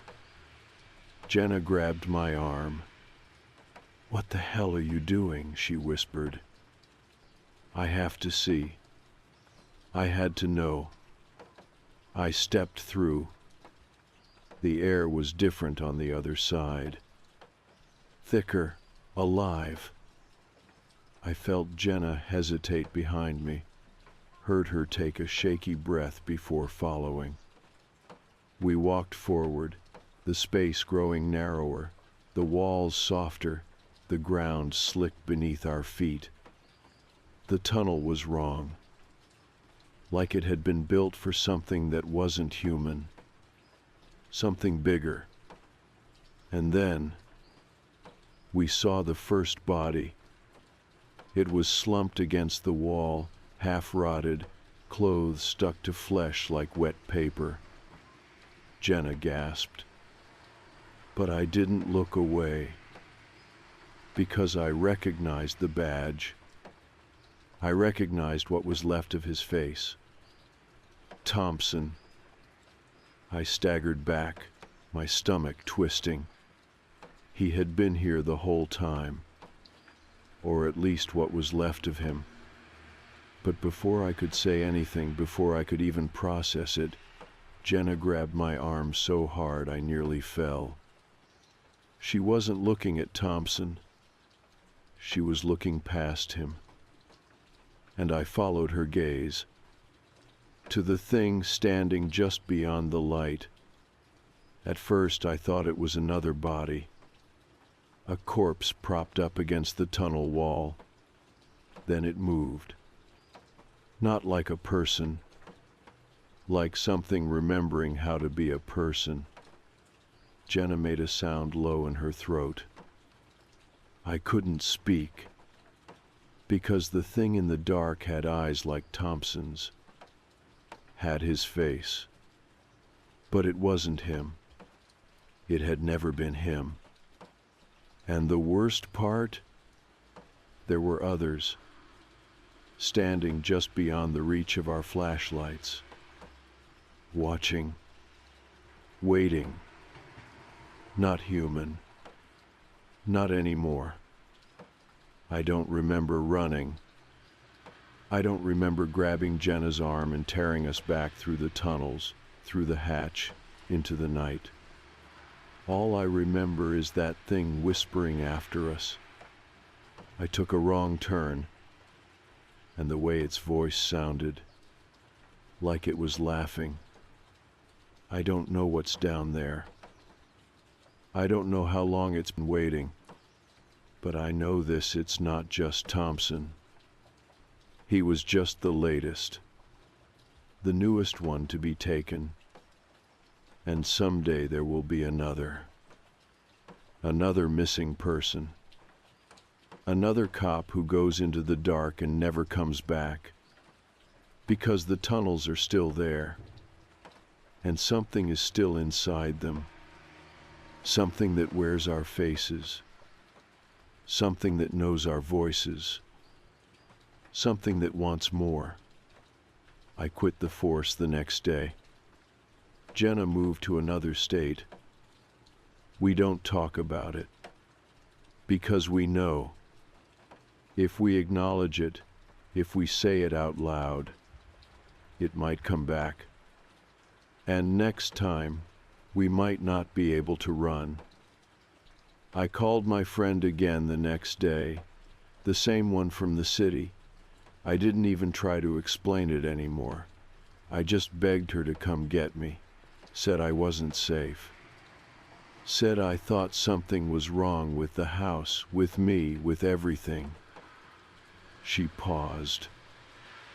What house? She asked.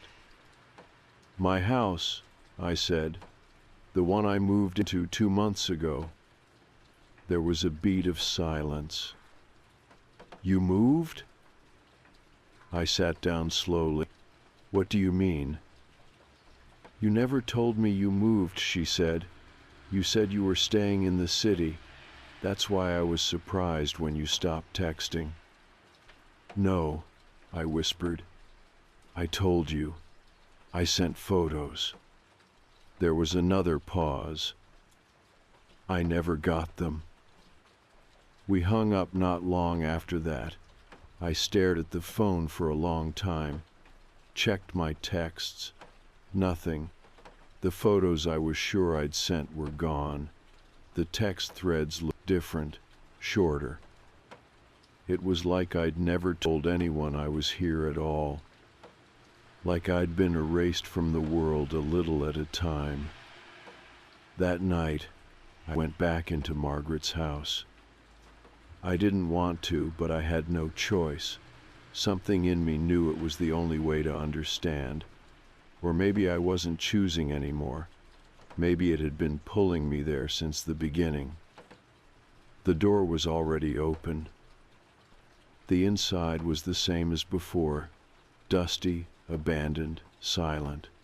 But the air felt thicker now, like something alive was pressing down against the walls. The chair was still there, facing the wall.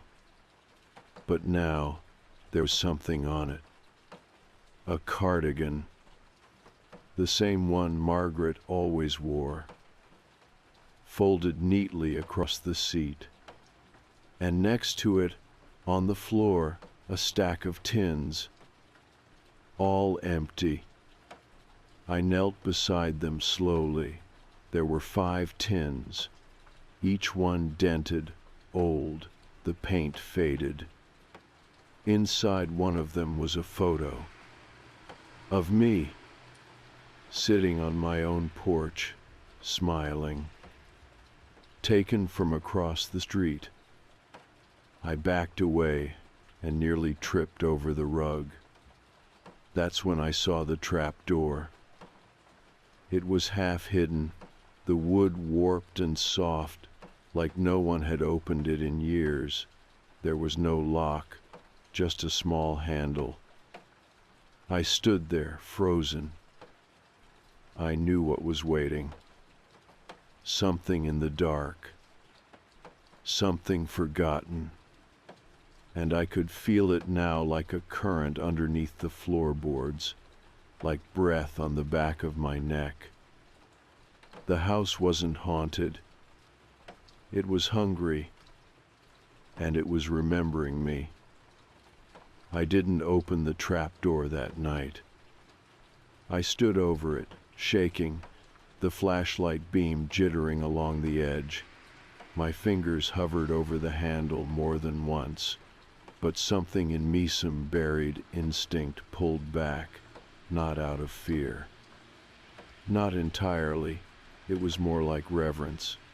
Like I had stumbled onto something old and sacred, something that didn't want to be touched.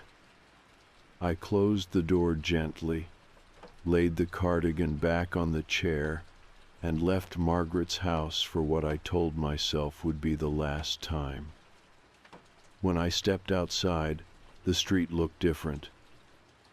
The air was still, but the leaves no longer moved in the trees. No birds, no wind, no sound, like the world had been paused while I was inside. Like nothing existed outside of that house until I turned away from it. When I got back into my own house, I felt lightheaded. I locked the door, drew every curtain, and collapsed on the couch. I told myself I would sleep just an hour, just enough to reset my brain. But I didn't sleep. I dreamed. In the dream, I was a child again, walking through a neighborhood that looked almost but not exact like the one I live in now. Everything was off by a few degrees, street signs slightly misspelled, mailboxes leaning the wrong way, houses familiar and wrong all at once. And she was there, Margaret, not old, not smiling, just standing in the middle of the road, head tilted like always, hands folded neatly in front of her. Behind her, the houses blinked out, one by one, like lights being turned off.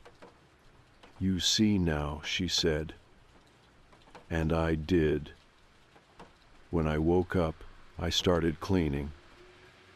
Not because I thought it would fix anything, but because it felt necessary. I washed every dish, scrubbed the floors, laundered every item of clothing, took down the curtains, swept under the furniture.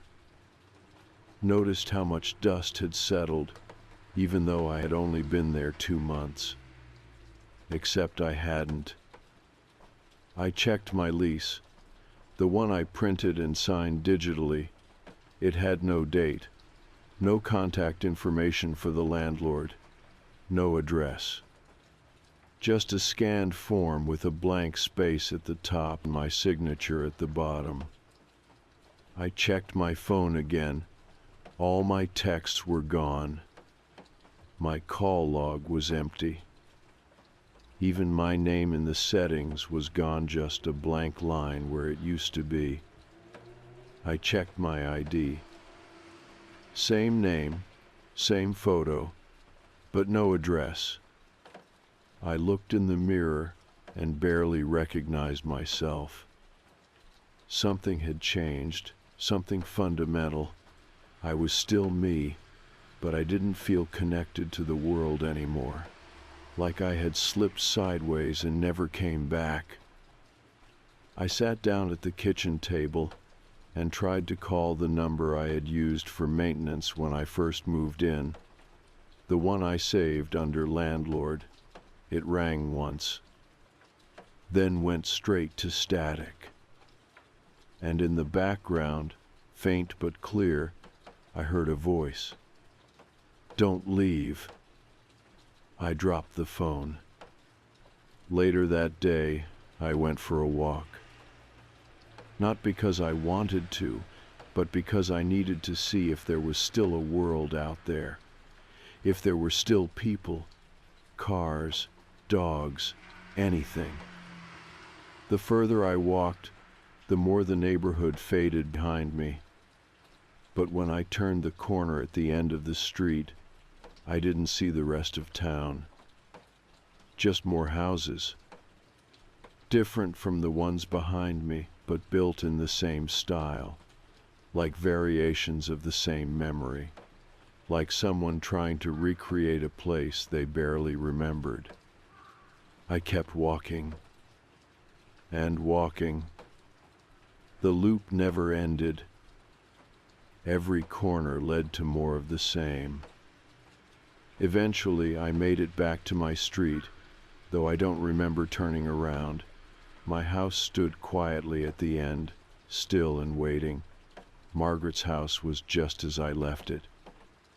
But now, every house had something in front of it. A tin. Small, silver, identical. Each one placed perfectly in the center of every porch. I went inside. I didn't leave again. Days passed, though I don't count them anymore. I stopped writing in my journal. The pages kept changing anyway.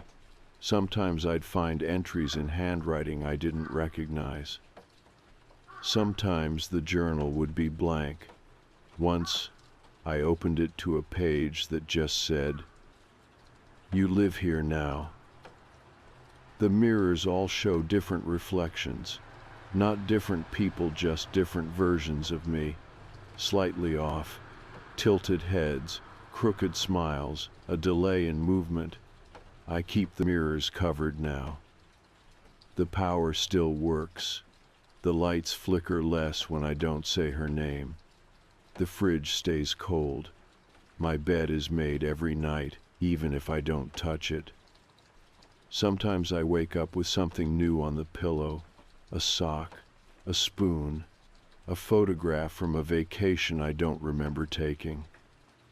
The trapdoor is still there. I've never opened it. I don't think I need to anymore, because I understand now. This place, it isn't haunted. It remembers. It pulls things in, people, items, memories. It keeps what the world lets slip through the cracks, forgotten neighbors, lost objects, the people who move away without telling anyone, the moments that never quite made sense. And when it remembers you, when it really remembers you, it doesn't let go. You become part of it. That's what happened to Margaret. And now it's happening to me. But I don't fight it anymore. I make tea in the mornings. I sit on the porch. Sometimes I stare across the street, just like she did, waiting for the next one to arrive. And when they do, I'll welcome them with a tin of cookies. Still warm,